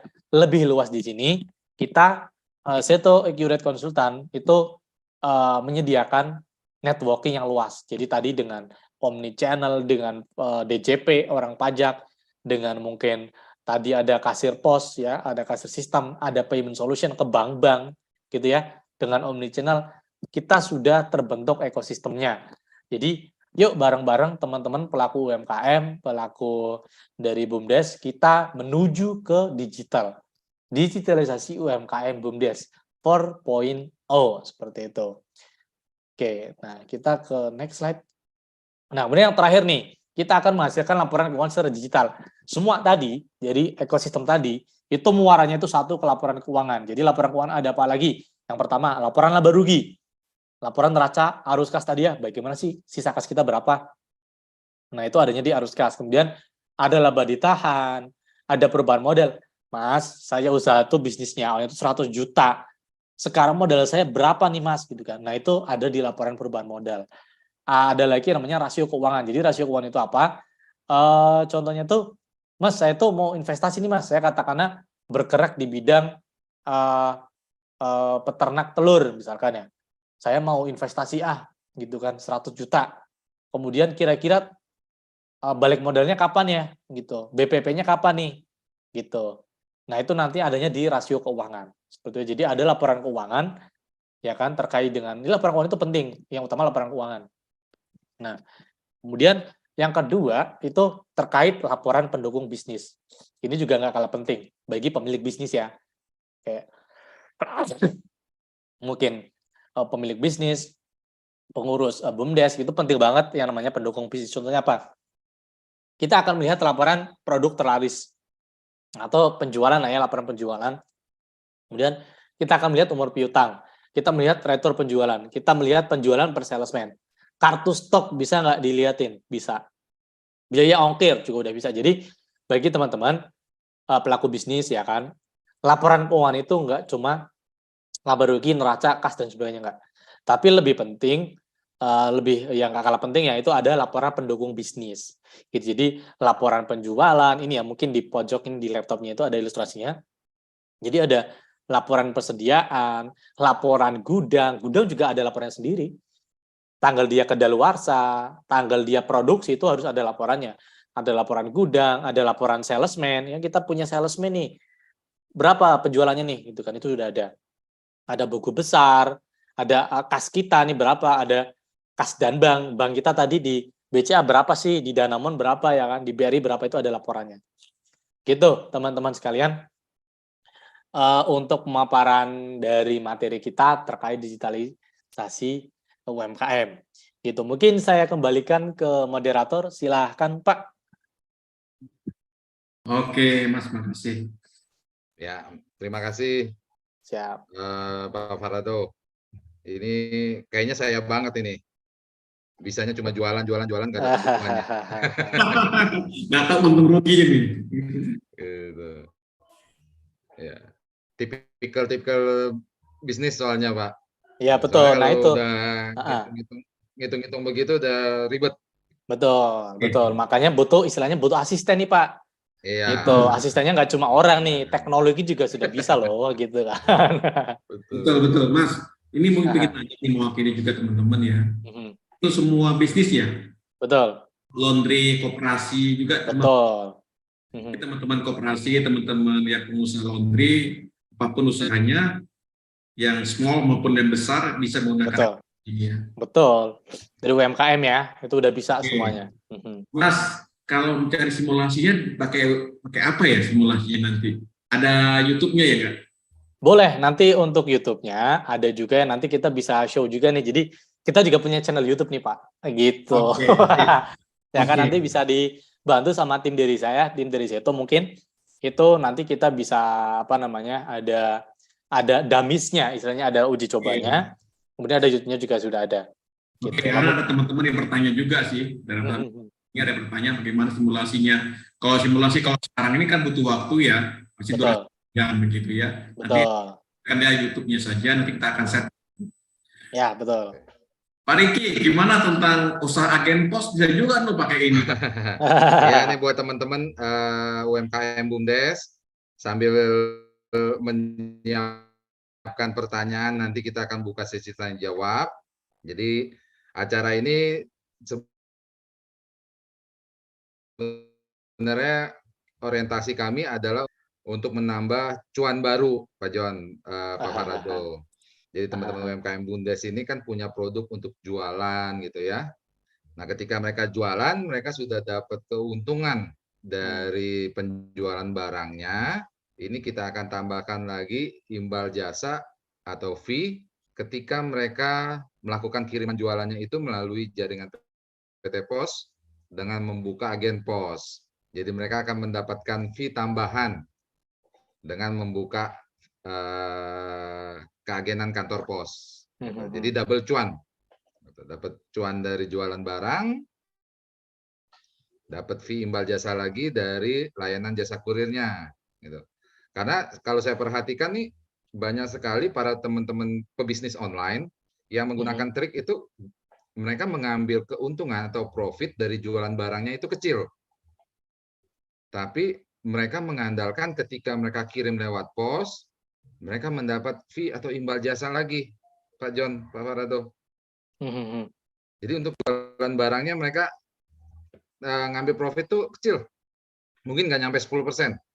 Gitu. Ada yang bilang katanya jualan barang itu mereka cuma ngambil bangsa 3.000 sampai 5.000 perak per transaksi, gitu. Jadi, tapi dari cashback ongkirnya, dari imbal jasa ongkir, itu mereka bisa mendapatkan 17,5% dari ongkir, jadi lebih gede.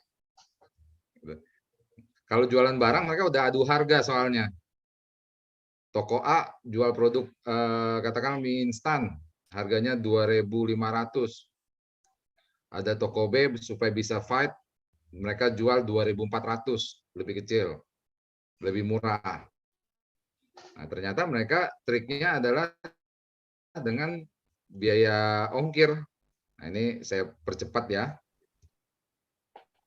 Karena saya yakin teman-teman BUMDes dan koperasi pelaku usaha UMKM di sini sudah mulai merambah kegiatan digital marketing, bisnis online, ya. Ini nanti layanan yang nanti bisa dilayani oleh teman-teman ketika bergabung membuka agen pos, ya. Sudah selayaknya kantor pos cabang bisa menerima pembayaran tagihan rutin bulanan masyarakat sekitar, masyarakat yang mau beli token listrik, mau top up isi ulang, top up e-money, itu bisa juga dilakukan. Nah, yang ketiga, pengiriman surat paket ke seluruh Indonesia, karena PT Pos yang satunya perusahaan jasa kurir ini yang menjangkau dari Sabang sampai Merauke. Nah, yang keempat, nah ini yang sebenarnya yang coba kita giatkan nih buat teman-teman BUMDes UMKM koperasi untuk bisa jualan secara internasional. Gitu. Nanti bisa jualan melalui media platform yang sudah ada gitu ya, marketplace yang sudah ada, Alibaba dan lain sebagainya gitu ya. Bahkan Shopee juga ada Shopee internasionalnya. Jadi nanti katakanlah punya produk UMKM tuh keripik jengkol. Tapi marketnya bisa kirim ke Hong Kong, ke Taiwan gitu ya, ke Brunei. Nah, ini menggunakan jaringan PT Pos.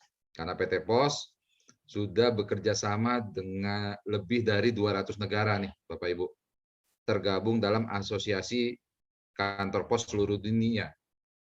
Atau yang biasa kita sebutnya tuh UPU. United Postal Union.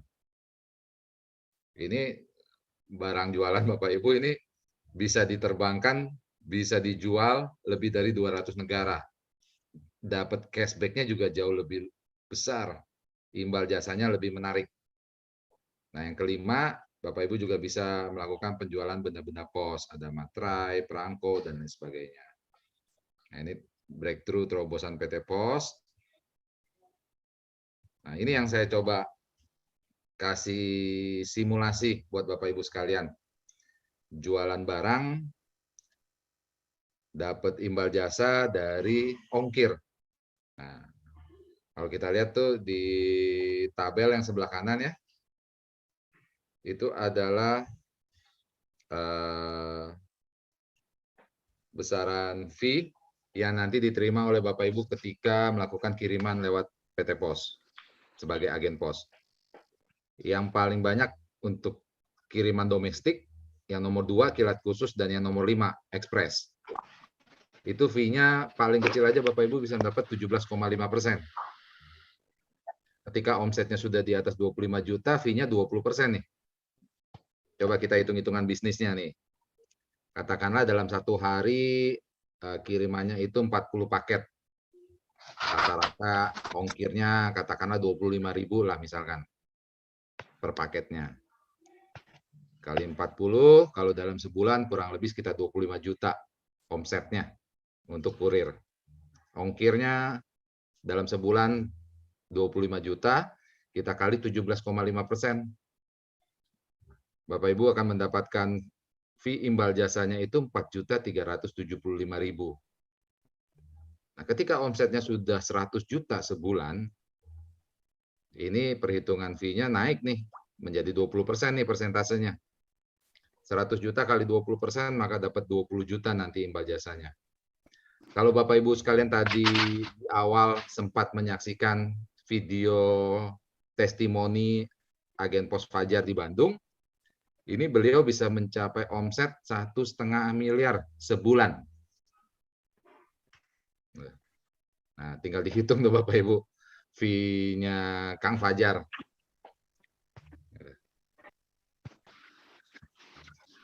Nah, ini beberapa agen pos yang sudah bergabung. Untuk sekarang pendaftarannya ini tanpa biaya franchise, tanpa biaya pendaftaran alias gratis, Bapak Ibu. Syaratnya sudah pasti harus memiliki tempat usaha ya, yang strategis, representatif gitu. Karena nanti Bapak Ibu sekalian akan membawa nama besar PT Pos Indonesia. Lalu kedua, ketentuan jarak. Dipastikan jarak antar agen itu tidak terlalu dekat. Nanti untuk penentuan jarak maupun tempat usaha apakah memenuhi atau tidak, ini bisa kirimkan foto-foto tempat yang mau diajukan dengan share log Google Maps-nya ini ke nomor saya atau di grup yang sudah dibuatkan oleh Pak John. Nanti kita coba cek.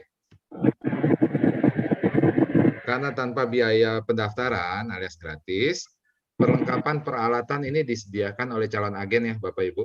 Seperti komputer, printer, ada timbangan, karyawan, sampai renovasi tempat jika dibutuhkan, itu disediakan oleh calon agen. Dokumen yang dibutuhkan juga nggak ribet, cukup dengan KTP, kartu keluarga, NPWP, cover buku tabungan. Ditambah dengan NIB ya, sesuai dengan peraturan pemerintah terbaru, harus menyertakan nomor induk berusaha.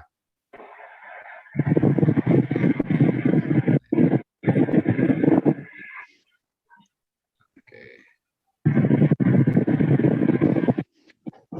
Nah, gitu. Nah, Bapak Ibu sekalian yang ingin bertanya baik ke agenan pos maupun aplikasi dari SAC, dari Akurat, kita berikan waktu sekitar 10 menit mungkin Bapak Ibu ingin bertanya silakan. Ini punya potensi tawar di pemerintahan, punya bergening silakan dalam Pak. posisi ini memang masih dibutuhkan, khususnya dalam bidang pendanaan. Itu sebabnya kegiatan mereka oke. Pak Sahafuddin Karim, silakan Pak.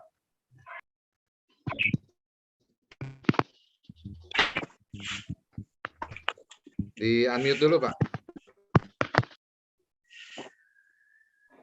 Halo. Iya. Sudah Pak? Sudah? Sudah, tapi kameranya malah nggak ada Pak. Hah? Halo. Ya, silakan Pak.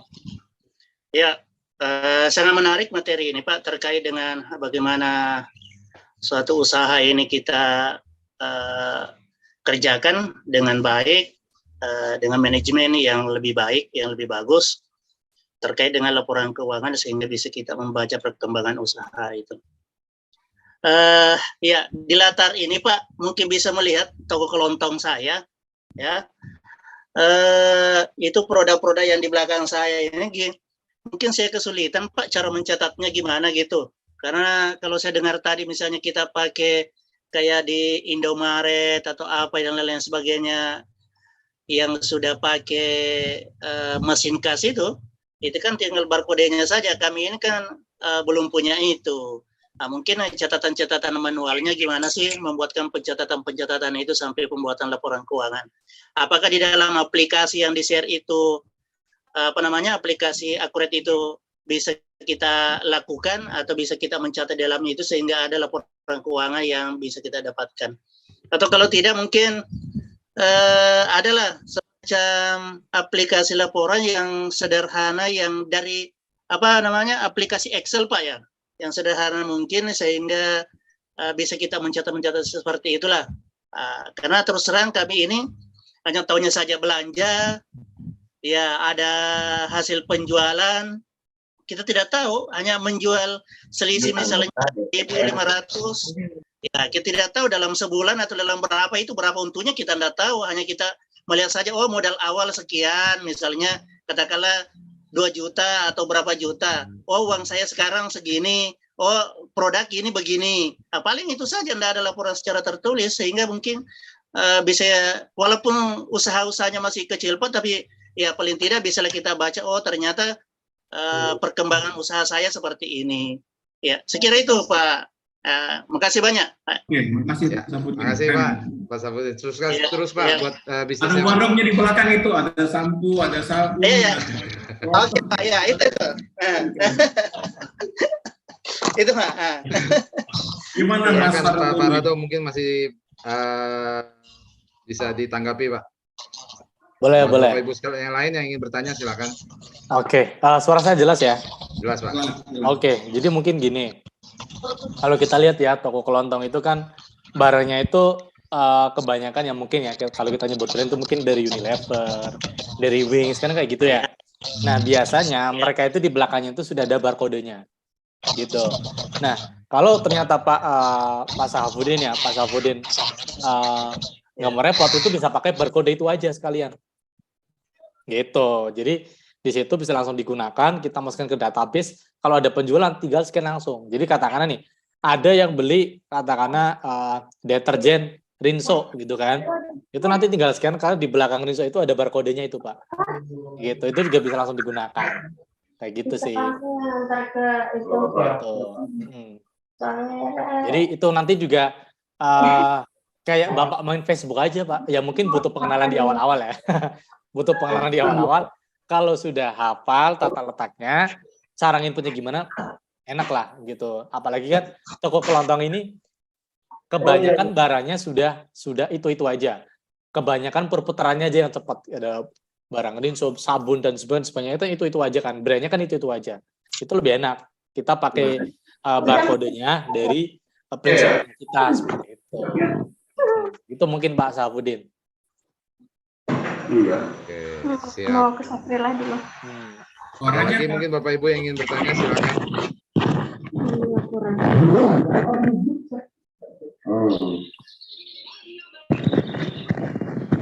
Selamat siang Bapak-Bapak, berismewah untuk para narasumber. Saya ini sangat-sangat tertarik tadi karena sudah pembukuannya sangat-sangat mendetail. Tapi permasalahan bagaimana kami mau download itu kualitasnya kan? Terima kasih. Oke, siap Pak Joni. Oke. Langsung dia pasaran. Ya, silakan Pak. Oke. Jadi untuk downloadnya mungkin dari tim Seto ada yang bisa memberikan linknya. Sebenarnya tadi saya udah ada lihat ya linknya. Jadi kita bisa boleh di-share lagi di kolom chat. Boleh. Bentar ya, saya bantu juga untuk linknya gitu. Jadi kita bisa masuk ke Accurate. Ini ya, sebentar. Nah, jadi untuk ini bisa masuk ke sini Pak. Gitu, udah masuk ya ke kolom chat ya. Jadi nanti untuk trialnya itu bisa aja langsung masuk ke accurate.id gitu. Di situ Bapak butuh register aja, paling nggak ada 1 menit ya, isi data perusahaan kayak Bapak bergerak di bidang apa kayak gitu-gitu ya, diisi aja di situ. Kalau udah langsung bisa dipakai Pak gitu. Kalau mau download ya seperti biasa kita masuk ke Play Store ya kan, di situ ketik Accurate, itu nanti sudah ada, tinggal diinstal langsung gitu, sama seperti aplikasi lainnya. Assalamualaikum warahmatullahi wabarakatuh, Pak. Waalaikumsalam. Iya, dari Semarang mau tanya Pak, ini kalau untuk yang link download itu kan untuk yang trial aja. Betul. Kalau misalkan kalau berlangganan itu untuk biaya per bulan berapa? Kemudian apakah ada maintenance untuk kelanjutannya atau gimana? Kan sifatnya ini kan online kan ya, Pak? Betul, betul. Betul. Saya jawab langsung. Pak Farado. Oke. Nah, jadi untuk biaya berlangganan itu nanti ada ya ketika di register itu nanti muncul di situ untuk harganya. Gitu mungkin per bulan itu jatuhnya sekitar 200 ribuan ya. Gitu untuk dari official rate-nya harganya segitu. Kemudian untuk maintenance nih.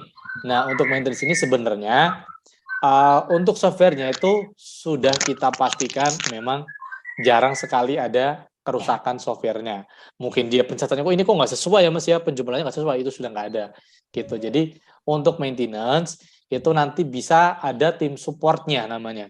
Gitu. Jadi istilahnya ada customer service lah, itu nanti Ibu bisa menghubungi customer service-nya, bisa ke kita, ke Seto Accurate Konsultan juga bisa, atau langsung ke Accurate-nya juga bisa. Gitu. Jadi ada via email Ibu, atau nanti telepon dengan kita, Seto Accurate juga bisa, seperti itu. Pak Farado, karena kan nih harga bulanannya lumayan ya, Betul. 200 ribuan. Ini kalau kita mau coba dulu, supaya kenal gitu, mau pakai dulu gimana? Ada fitur uji coba atau gimana nggak? Ada. Oh, ada. Jadi, alhamdulillah. Jadi nih, Bapak, untuk trialnya kita kasih 1 bulan. Wah. Gitu. Oke, 1 bulan. Silakan Ibu Bapak mencoba dulu ya kan. Pastikan sudah sesuai dengan kebutuhan bisnisnya. Gitu. Kalau sudah nanti kan kalau berlangganan ke depan lebih enak ya. Artinya yang pertama tadi tujuan bisnisnya sudah tercapai. Karena sebenarnya tujuannya itu hanya untuk bisnis saja. Gitu. Pembukuan ini harus mendukung kita punya bisnis kan kayak gitu ya. Betul. Nah, kayak gitu sih. Nah, ayo dimanfaatkan, ada fitur uji coba 1 bulan gratis ya Pak Farado ya? Ya, baik-baik. Gratis tuh uji coba 1 bulan, dimaksimalkan, nanti dimaksimalkan, dimasukkan semua data-datanya, jualannya seperti apa, kalau nyaman baru dilanjutkan, kalau nggak nyaman ya nggak usah dilanjutkan gitu kan. Mas Farado, kalau orang sudah install gitu ya, belajar lagi, pengen tahu gimana sih tekniknya pembukuan, jangan-jangan masuk uang itu ke kredit atau di debit misalnya, atau ada yang deposit agen pos gitu ya, terus kan ada uang muka begitu, itu di mana petannya? Kira-kira ada ininya enggak? Ada update-nya atau apa ya untuk ini? Ada. Jadi ya balik lagi ya, dari kita kan konsultan sebenarnya nih. Seto Accurate konsultannya. Jadi memang kita itu konsultannya nih. Gitu. Jadi entah itu terkait dengan softwarenya, Accurate-nya atau terkait dengan akuntansinya nih, lebih utama kan kita mau belajar akuntansi ya. Jadi akuntansinya juga boleh banget nanti ditanyakan ke tim kita konsultan. Gitu. Jadi kita welcome banget kalau ada dari teman-teman UMKM yang mau belajar bareng kita, ataupun bahkan kita mau ada ini acara kayak gini gitu ya, nggak apa-apa banget gitu. Ke depan yang penting kita mengedukasi bagaimana literasi digitalisasi pembukuan, seperti itu Pak. Itu. Masih ada pertanyaan nih tentang koperasi ya, Oke ya. Betul. Ya. Pertanyaannya, apakah unit simpan pinjam koperasi apa bisa ya? Nah, untuk koperasi simpan pinjam ini kan balik lagi nanti fokusnya itu kan ke bunga ya. Nah, kita perlu tahu dulu nih bunganya konsepnya seperti apa. Mungkin itu ada bunga majemuk gitu kan, berbeda nih kalau dia terlambat untuk payment-nya, mungkin ada sedikit perlakuan bunga. Nah, itu nanti kita bisa akali transaksinya bagaimana, yang penting tidak menyalahi tadi akuntansinya. Gitu. Nah, untuk bisa atau tidak kita harus lebih detail lagi nih Pak, tahu karena berbeda koperasi simpan pinjam pun biasanya perlakuan bunganya beda. Nah, gitu. Jadi kita perlu komunikasi lebih lanjut. Bagaimana sih, apakah cocok atau tidak? Boleh nanti konsultasi terlebih dahulu. Gitu. Secara garis besar untuk pembukaan buat konsultannya gitu ya, Pak Farado. Boleh, ada banget. Gitu. Nanti Mantap ini Pak Jon. Ada lagi Bapak Ibu yang link YouTube-nya ya. Ya boleh. Boleh. teman-teman di grup WA, nanti grup Telegram. Betul. Oke, Pak Riki gimana? Ya, mungkin itu Pak John untuk sesi kita pada siang hari ini. Ada yang ingin ditambahkan mungkin dari Pak John dari PT Pos, silakan. Oke, terima kasih banyak Pak Riki.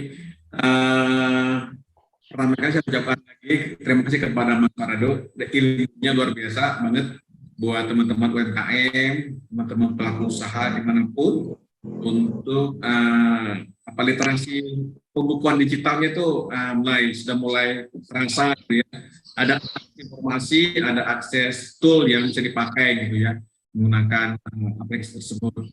Kemudian nanti tadi Pak Riki juga menyampaikan bahwa ada peluang usaha untuk membuka agen pos, itu silakan nanti kita siapkan kembali ya materi dari Pak Riki sama pendaftarannya, kita start lagi di grup untuk teman-teman yang berkeinginan untuk membuat berwirausaha sebagai pengelola agen pos, kantor pos yang dikelola oleh masyarakat di situ akan mendapatkan jasa.